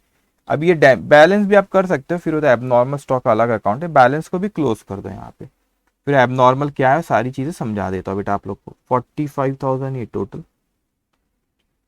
45,000 और ये पैसा दे दिया बेटा बैंक। 45,000 माइनस 2250 42,750 42,750। अब मेन कैलकुलेशन आपको सिखाना है एबनॉर्मल लॉस एबनॉर्मल स्टॉक के बारे में, ठीक है। अब मेरी बात ध्यान से, अभी 3 केसेस बचे, उसमें दो बैडली डैमेज है, तो मैंने कहा यार उसको तो अलग कर दो फिर यहाँ पे, क्योंकि हम कंसाइनमेंट के प्रॉफिट को हम नहीं बिगाड़ना चाहते, हम एबनॉर्मल लॉस अकाउंट बनाते वहां पर उसको बताते। तब आप एक वर्किंग नोट बनाओ बेटा, यहाँ पे एक वर्किंग नोट बनाओ, ठीक है। वर्किंग नोट नंबर 1, ठीक है। Working note number 1, abnormal item, ऐसे लिख लो एबनॉर्मल आइटम। अब जो 2 केसेस थे, मैं लिखना कॉस्ट, उसको हमेशा कॉस्ट पे वैल्यूएशन करें, कॉस्ट ऑफ 2 केसेस। तो बेटा 2 मल्टीप्लाई बाय 5,000 का था वो कॉस्ट उसकी, तो कितना आ गया 10,000 रुपए, ठीक है। अब उसके बाद क्या हो, ये 2 केसेस थे आपके एबनॉर्मल आइटम की, कॉस्ट इसकी 10,000, add proportionate consignor expense, proportionate consignor expenses. अब उसने 3,100 खर्च किया था 10 आइटम पे, तो 2 आइटम पे कितना 620, ये हो गया 10,620, 10,620। ओके ठीक है, तो 10,620 abnormal item.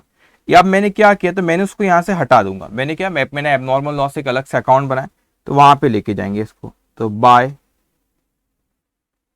Abnormal loss account, working note number 1 से फिगर लाया आपने 10,620, ठीक है। 10,000, ओहो फिर नहीं आ रहा यार, ये दिखे क्या आपने, ये आपने 620 वाला लिखे थे क्या?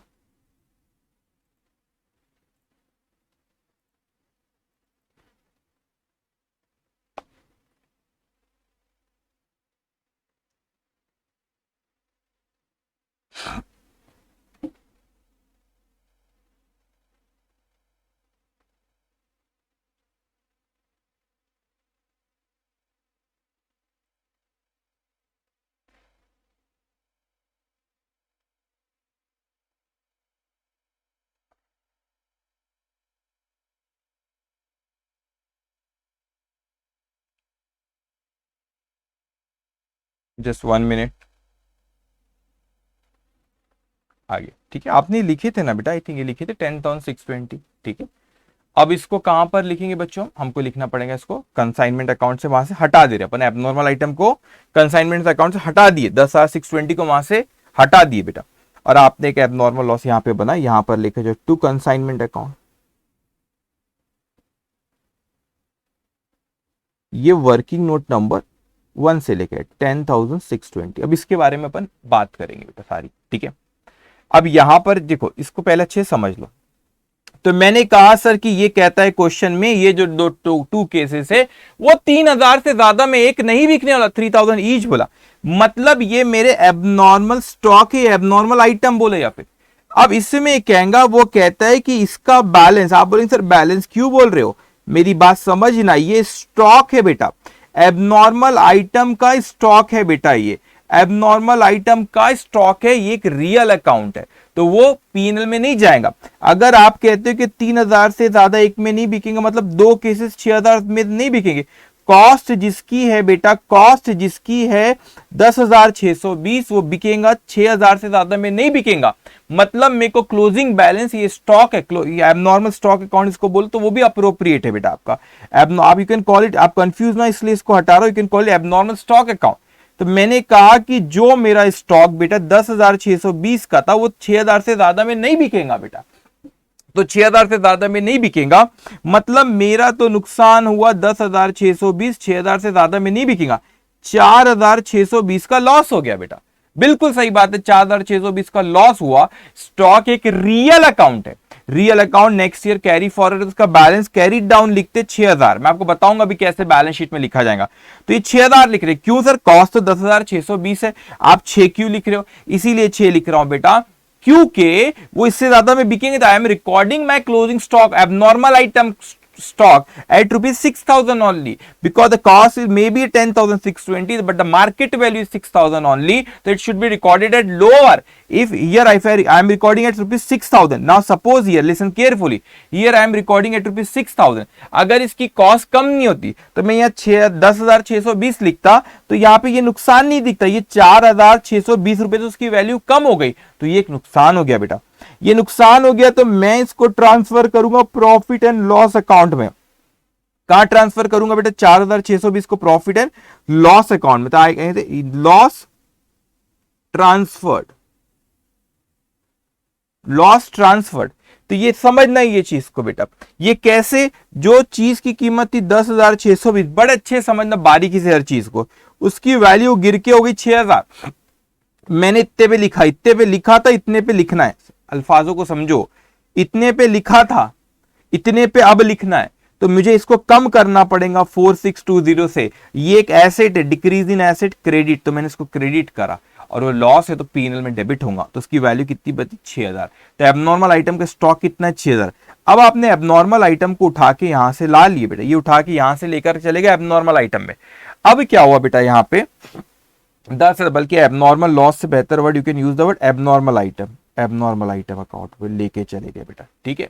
अब ये आपने वहां पर लेके चले गए बेटा, तो वो जो नुकसान 4,620 था, ये जो नुकसान आपका 4,620 से हुआ बेटा, वो उसका इफेक्ट एक कंसाइनमेंट में नहीं आ रहा, क्योंकि आपने पूरा का पूरा यहां से उठा के वहां लेके गए बेटा। मैं आपको बताऊंगा भी, आप थोड़ा सा पेशेंस रखना।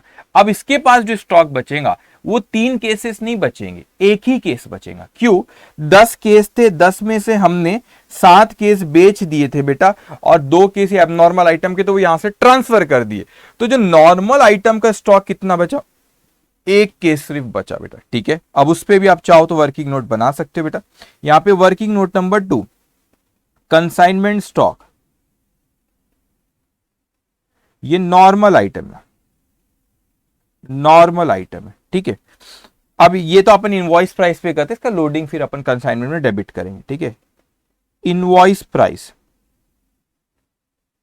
1 मल्टीप्लाई बाय 6,000, यह आ गया आपका 6,000, ठीक है। एड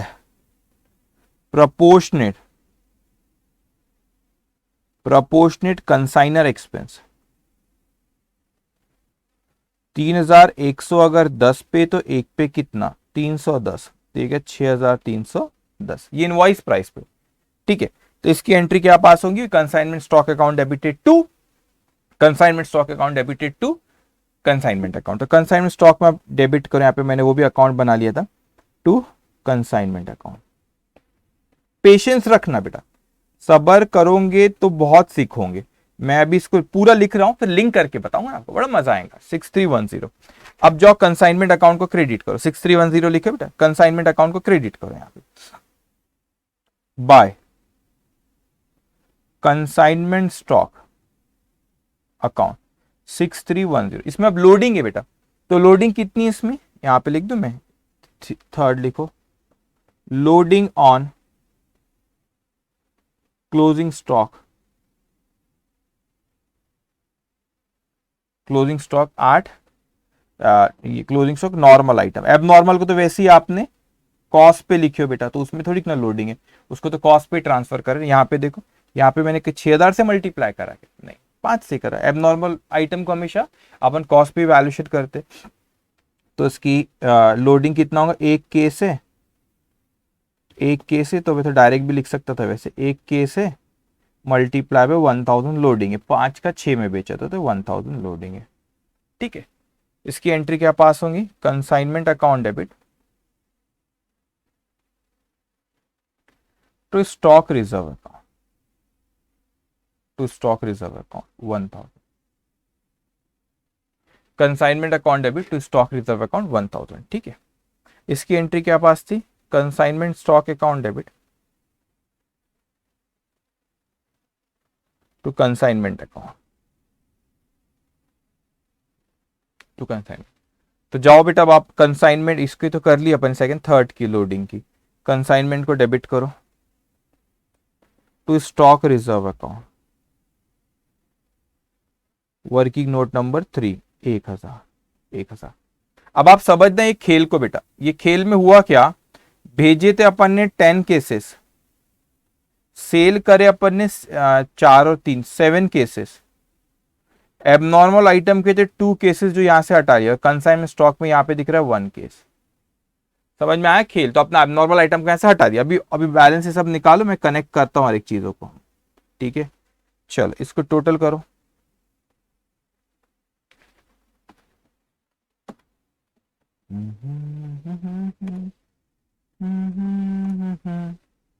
$71,930, 71,930।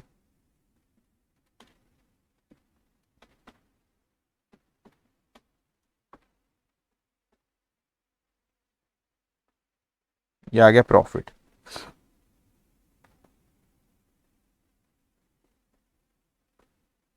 $5,580, ठीक है बेटा।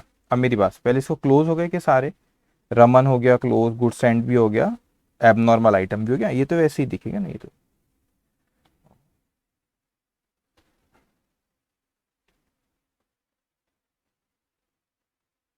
ये भी स्टॉक बैलेंस कैरीड डाउन।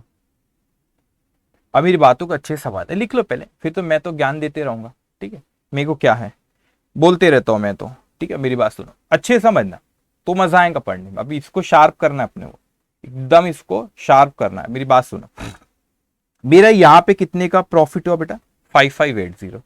यहाँ पे मेरा कितना गया नुकसान, ये जो नुकसान था 4620। अगर मैं सिर्फ एक सिंगल कंसाइनमेंट अकाउंट बनाता तो देखो यहाँ पे ये मेरा पीएनएल है, इसका प्रॉफिट गया 5580, और वो वहां पे लॉस आया तो डेबिट होगा यहाँ पे कितना है 4620। तो यहाँ पे नेट इफेक्ट देखो इसका, अगर 4620 नेट इफेक्ट देखो बेटा, तो ये आ रहा है 960। कितना आ रहा है बेटा 960। अगर मैं इस स्टॉक को, मेरी बात समझना, अगर मैं ये स्टॉक को 10620 को यहां से उठा के नहीं लेके जाता एबनॉर्मल आइटम अकाउंट में, तो मेरा यहाँ पे कंसाइनमेंट का प्रॉफिट आता 960। ये 960 आता, क्यों ये 960 नहीं आ रहा, क्योंकि जो लॉस है 4620 का, जो उसकी वैल्यू कम है, उसका इफेक्ट यहाँ पर नहीं आया बेटा, उसका इफेक्ट यहाँ पे नहीं आया, इसलिए 5580 नॉर्मल कंसाइनमेंट बिजनेस से प्रॉफिट है। लेकिन जो एबनॉर्मल आइटम है बेटा यहाँ पे 4620, उसको अपन ने अलग से कर दी, ये वहां पर दिखेगा। अब स्टॉक की बात करो तो स्टॉक ये भी है बेटा 6000, ये भी स्टॉक है एबनॉर्मल आइटम का, और ये भी स्टॉक है, लेकिन ये नॉर्मल आइटम का है। तो अगर कॉमर्स के स्टूडेंट, साइंस वाले घबराना मत, ये मेरी बैलेंस शीट जब आप सीखोगे आगे, तो मेरा ये बैलेंस शीट में एसेट साइड में बेटा यहाँ पे स्टॉक ऐसा दिखेगा, दो तरह का। ये जो डैमेज वाला है आपका गुड्स, वो दिखेगा 6000 रुपए का, एबनॉर्मल आइटम, नॉर्मल आइटम, ये दिखेगा बेटा 6000 रुपए का, और ये दिखेगा 6310, टोटल हुआ 12,000, 12,310, 12,000 कितना हुआ बेटा यहाँ पे 310, ठीक है। बस एक चीज ख्याल रखना, लेकिन लोडिंग इस दोनों में नहीं, इसको तो अपन एबनॉर्मल आइटम को कॉस्ट पे लेके उसमें लोडिंग नहीं है। ये 6310 है ना, इसमें आपका 6310 में 1000 रुपए का लोडिंग है। तो आपने एंट्री क्या पास किए थे बेटा, कंसाइनमेंट स्टॉक अकाउंट, नहीं consignment account debit stock reserve. तो स्टॉक रिजर्व आप यहां पर भी 1000 बता सकते हो, या इसमें से माइनस करके भी स्टॉक रिजर्व को यहाँ पे या यहाँ से माइनस करके भी बता सकते हो। तो ये आएगा 11310, ये ऐसा बैलेंस शीट में दिखेगा आपका। तो ये ऑलरेडी आपकी कॉस्ट पे लिखा है, नॉर्मल आइटम था। तो ये 6310 को अपन ने यहाँ पर बेटा उसको इनवॉइस प्राइस, उसमें लोडिंग है बेटा आपका नॉर्मल आइटम 1000 रुपए का, तो स्टॉक रिजर्व 1000 का, तो इसमें तो माइनस, जैसे आप जो कॉमर्स के स्टूडेंट होंगे पता, प्रोविजन फॉर डाउटफुल डेट आप डेटर्स में से माइनस करते थे, बस ये स्टॉक रिजर्व स्टॉक की फैमिली का एक रिश्तेदार है उसका, तो उसको उसी में से अपन माइनस बता सकते। साइंस वाले घबराना मत, ये सब क्या कर रहे हैं sir, balance sheet and all पढ़ोगे आगे, ठीक है। बस अभी आप, तो ये कंसेप्ट हुआ बेटा कि हमने एबनॉर्मल आइटम को अलग करे, क्यों, क्योंकि हमको प्रॉफिट को यहाँ पे इनको बैडली डैमेज, बैडली डैमेज बोला था बेटा उसने, क्या तक, अच्छा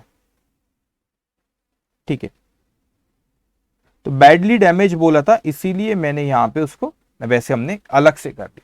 हम अगर चाहते तो इसको नहीं करते थे, तो यहाँ पे क्लोज कंसाइनमेंट स्टॉक में फिर बेटा कितना दिखता था, ये 2 केस और ये 1 केस, 3 केस दिखता था, फिर वैल्यूएशन थोड़ा सा अलग हो जाता। लेकिन फिर प्रॉफिट यहाँ पे 5580 नहीं आता, 930 आता था, फर्क नहीं पड़ता उससे अभी भी। अभी मेरा पीएनएल में ऐसे कंसाइनमेंट का प्रॉफिट ही दिख रहा है, एबनॉर्मल आइटम इतना, तो ये 960 ऐसा दिख रहा है बेटा। मगर यहाँ पे अगर लिख कर लेता था उसको तो यहाँ पे 960 बराबर आ रहा था। ओके डन, समझ में आया, ठीक है। तो थोड़ा सा बैडली डैमेज बोला इसलिए उसको अपन एबनॉर्मल आइटम माने और यहाँ से हटा के अलग लेकर चले, ठीक है। और ये बैडली डैमेज वाला आइटम यहाँ पे बिका नहीं था, इसलिए वो बैलेंस दिख रहा है, और एबनॉर्मल आइटम कॉस्ट पे वैल्यूएशन करते इसलिए उसको कॉस्ट पे लिखा गया। ओके, अब ये क्वेश्चन नंबर 17 खत्म नहीं हुआ, कंसाइनी की बुक्स में बचा हुआ है, मैं भूल ही गया था, कंसाइनी की बुक्स में ज्यादा रहता नहीं बेटा, उसको फट से हो जाता है। चलो लिखो यहाँ पे, इन दी बुक्स ऑफ, कंसाइनी का नाम क्या है बोलो, इन दी बुक्स ऑफ पवन रमन है, रमन कंसाइनी, ठीक है। अब इस केस में फटाफट बना लो पवन अकाउंट, ये कंसाइनर है, ठीक है। इसको ज्यादा नहीं, वही 2-3 लाइन का है बेटा, बस कुछ भी नहीं है इसमें, ठीक है। उसके बाद एक बना लो आप कमीशन अकाउंट,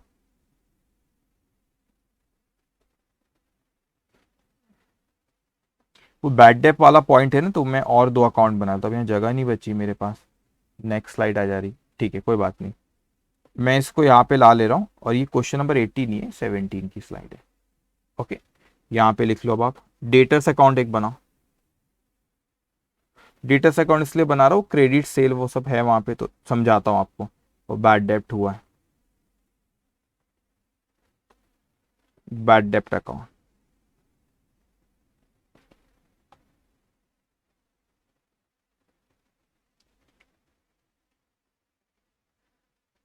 ओके चलिए ठीक है बेटा,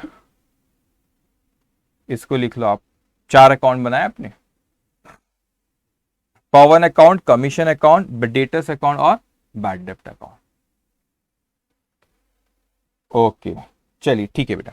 अब देखो यहाँ पे पवन, सबसे पहले फटाफट करें, पहले गुड्स आप उसने रिसीव्ड और कंसाइनी के पॉइंट ऑफ व्यू से उसने सेल किया, तो क्या एंट्री पास करेगा, उसने यहाँ पर बोला कि वो क्रेडिट में बेचा था, एक का बैड डेप्ट हो गया, तो अपन डेटर्स ही मान ले, तो debtors account debited to, debtors account debited to, यहाँ पर कंसाइनी, कंसाइनर को देना, debtors to Pavan account, debtors to consignor, consignor Pavan है, टू यहाँ पे लिखो पवन अकाउंट,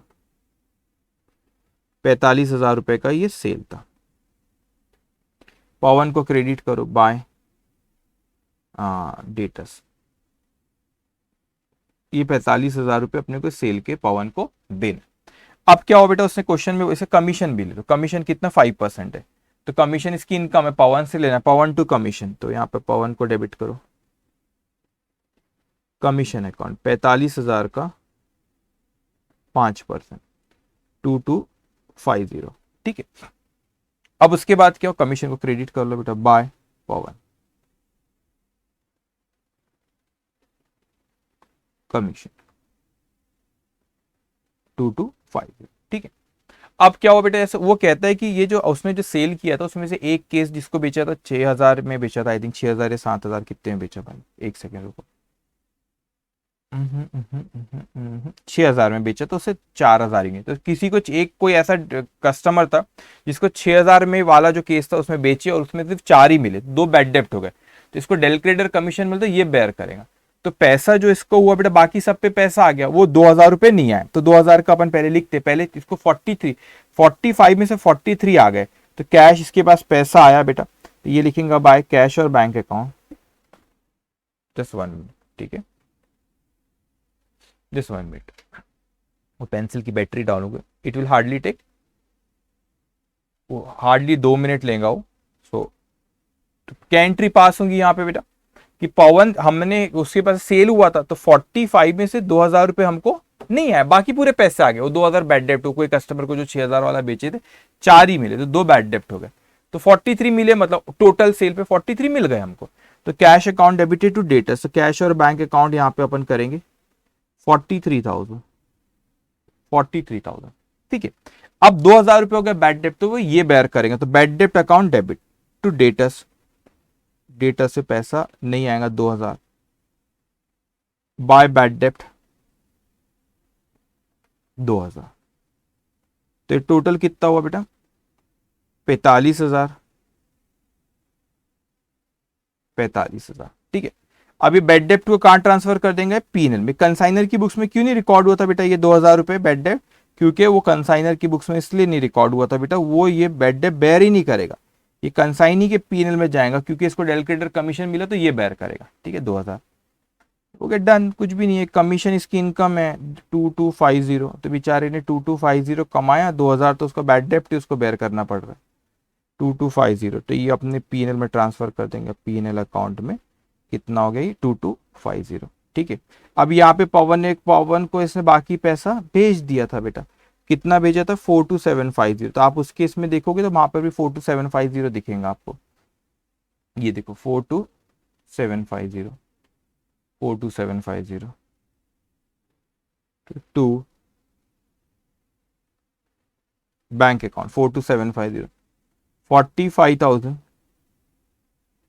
और ये 45,000। ओके डन, तो अपन ने कंसाइनी की बुक्स में भी कर लिए।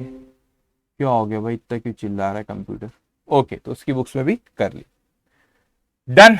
ठीक है, तो क्वेश्चन नंबर 17 यहाँ खत्म होता है। 18 और 19 यू नो इट रिपीट है। 18 के सामने क्या लिख देंगे बेटा आप, 18 के सामने क्या लिखोगे बच्चों आप, 18 के सामने लिखोगे आप रिपीट, क्वेश्चन नंबर 10 की तरह, 10 वाले वहां पे आ गया तो रिपीट नीचे लिखना है क्वेश्चन नंबर 10।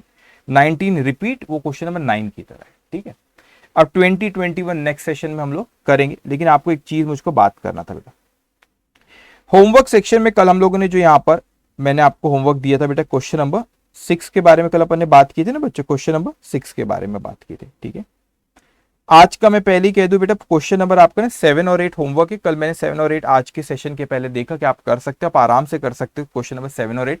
6 के बारे में कुछ बात कर रहा हूं, मैं आपसे भी बात करूंगा, लेकिन जो आपका यहाँ पे 7 है, 7 के सामने आप ये देखो मैंने यहाँ पे हाईलाइट करके कर रखा हूं बेटा, सिमिलर टू क्वेश्चन नंबर 7, जो ये जो क्वेश्चन नंबर 7 है, जो क्लास का क्वेश्चन नंबर 7 है उसी की तरह है बेटा, क्लास में जो अपन ने क्वेश्चन नंबर 7 करते उसी की तरह है, तो आप चाहो तो यहाँ पे लिख लो सिमिलर टू क्वेश्चन नंबर 7। तो जो क्लास का क्वेश्चन नंबर 7 है उसको एक बार देखना, फिर इसको सॉल्व करना, फट से कर लोगे। ये आपका नवंबर 2019 के एग्जामिनेशन में आया बेटा। क्वेश्चन नंबर 8 भी आज का होमवर्क है, उसके सामने लिख लो सिमिलर टू क्वेश्चन नंबर 11, जो क्लास में हमने क्वेश्चन नंबर 11 करे उसी के तरह है। ये आया था एग्जामिनेशन में, आया हुआ नवंबर 2020 एग्जाम में, जो हमने क्लास में क्वेश्चन नंबर 11 करे उसी की तरह, मेरे को पूरा भरोसा आप आसानी से क्वेश्चन भी कर लोगे बेटा। 7 और 8 आज का होमवर्क है, लेकिन 6 के बारे में बेटा मुझे कुछ बात करना है, और उसके बाद आज का सेशन हम यहाँ पे फिर खत्म करेंगे। देखो क्या हुआ है यहाँ पे बेटा, कि जब ये 6 वाला क्वेश्चन था, इस क्वेश्चन में नॉर्मल लॉस भी था और एबनॉर्मल लॉस भी था। तो मैंने आपको कहा था बेटा, आप अगर देखोगे क्लास में जो हमने क्वेश्चन नंबर 4 करे थे, मैं आपको बताता हूं क्वेश्चन नंबर 4, क्लास का क्वेश्चन, क्लास में जो हमने क्वेश्चन नंबर 4 किए थे बेटा, ठीक है, उसमें अभी देखो बेटा नॉर्मल लॉस हुआ था आपके, क्वेश्चन नंबर 4 था जो आपने क्लास में, उसमें भी नॉर्मल लॉस हुआ था आपका बेटा 100 का था, 100 kg का नॉर्मल लॉस था, तो 9,900 बचे थे। तो कल मेरे को क्लिक हो रहा था, फिर मैंने बोला कि एक बार मैं क्रॉस चेक कर लूं, फिर मैंने क्वेश्चन बाद में अच्छे से देखा, इंस्टीट्यूट ने सॉल्व करा, ये जो आपके सामने लिखा हुआ ये इंस्टीट्यूट ने सॉल्व करा है, और मैं इससे डिसएग्री होता हूं कुछ हद तक। क्यों बेटा, क्योंकि जो नॉर्मल लॉस होता है वो नॉर्मल क्वांटिटी जो होती है उसके लॉस को रिमेनिंग क्वांटिटी पूरी बेयर करती है, फिर एबनॉर्मल आइटम भी होता है, फिर चाहे वो क्लोजिंग स्टॉक ही रहा। इन्होंने क्या करे इंस्टीट्यूट ने बेटा यहाँ पे जो आपकी जो एबनॉर्मल लॉस था उसमें नॉर्मल क्वांटिटी के लॉस को एबनॉर्मल लॉस ने बेयर नहीं किया है। उन्होंने यहाँ पे प्लेन यहाँ पे 30 रुपए, ये 5 रुपए ले लिए। अब मैं बताता हूँ सही क्या है, ठीक है, अब देखो यहाँ पे सही क्या है। ये क्वेश्चन नंबर 4 में भी अपन ने ऐसा किया।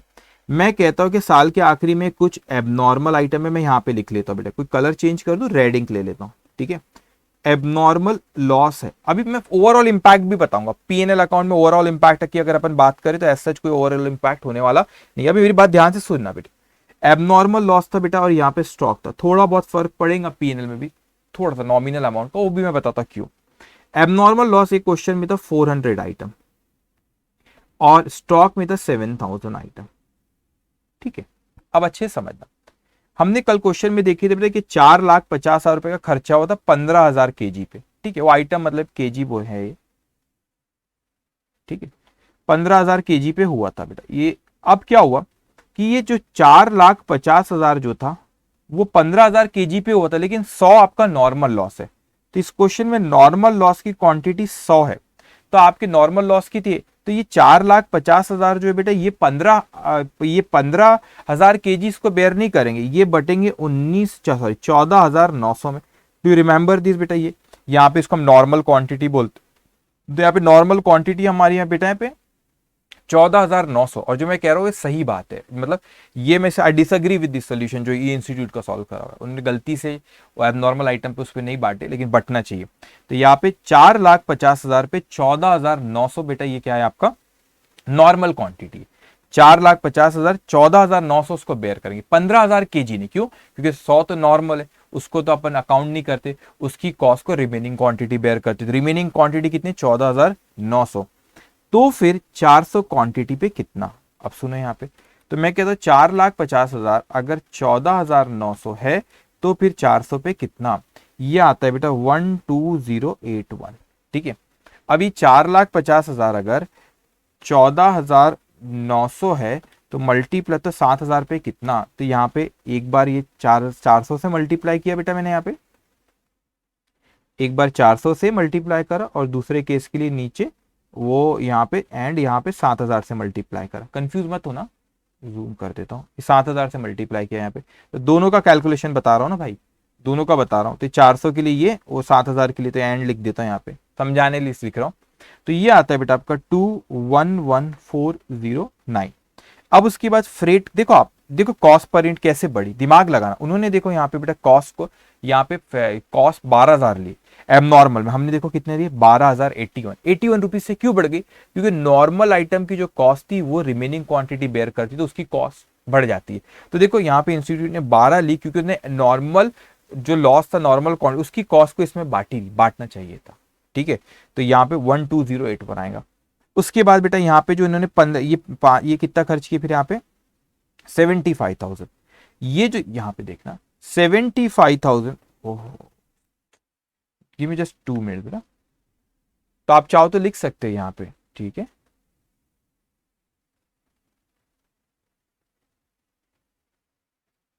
ठीक है, अब देखो यहाँ पे जो उनने 75,000 जो हुए बेटा, ये भी 14,900 पे हुआ, तो फिर 400 पे कितना, और फिर नीचे में 7,000 पे भी, वो स्टॉक का भी बाद में कर लो। अगर 75,000 14,900 पे, तो 400 पे कितना? तो ये आता है 2013। और अगर 75,000 14,900 पे, तो 7,000 पे कितना? ये आता है बेटा 35235। इसकी टोटल करोगे आप बेटा 12081 प्लस 2013, ये होता है 2013 प्लस 12081, ये होता है 12081 प्लस 2013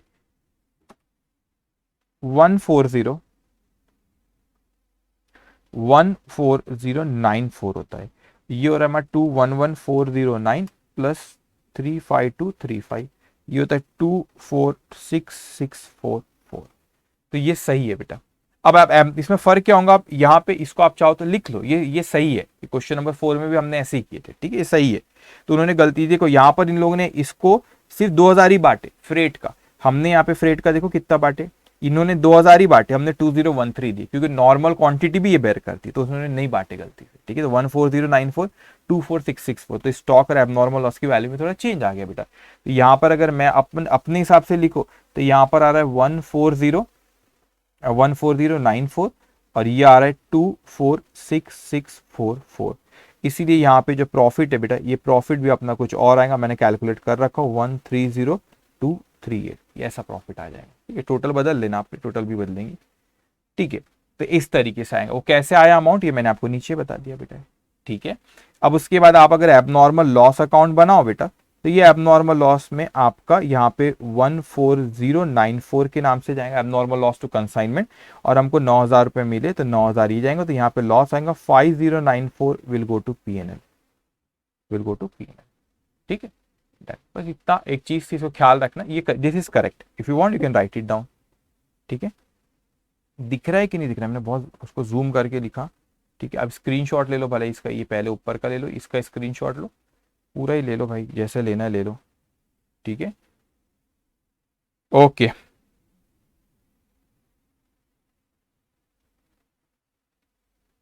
ठीक है, डन। तो क्वेश्चन नंबर 6 ये था जो मैंने आपको एक्सप्लेन करा बेटा। क्वेश्चन नंबर 7 और 8 आप होमवर्क करोगे, ठीक है। यहाँ पे देखो, इनका यहाँ पे आया बेटा 5,000 का लॉस आया, नेट लॉस, अपना आएगा 5094, ठीक है। ओके, चलिए, तो आज के लिए इतना ही। क्वेश्चन नंबर 6 मैंने बताया जो आपको जिस तरीके से करना है, ठीक है। नाउ क्वेश्चन नंबर 7 और 8 आपका होमवर्क है, और फिर कल हमारा लास्ट सेशन रहेगा इस चैप्टर का। क्वेश्चन नंबर 18 19 हो चुका हमारा ऑलरेडी, 20 और 21 करेंगे। उसके बाद बहुत ही इंटरेस्टिंग चैप्टर, कौन सा? डेप्रिसिएशन। इजी, बहुत आसान है, सब आसान है, इन्वेंट्री के छोटे छोटे चैप्टर्स के आगे, ठीक है। चलिए, तो आज के लिए इतना ही। Take care, bye bye.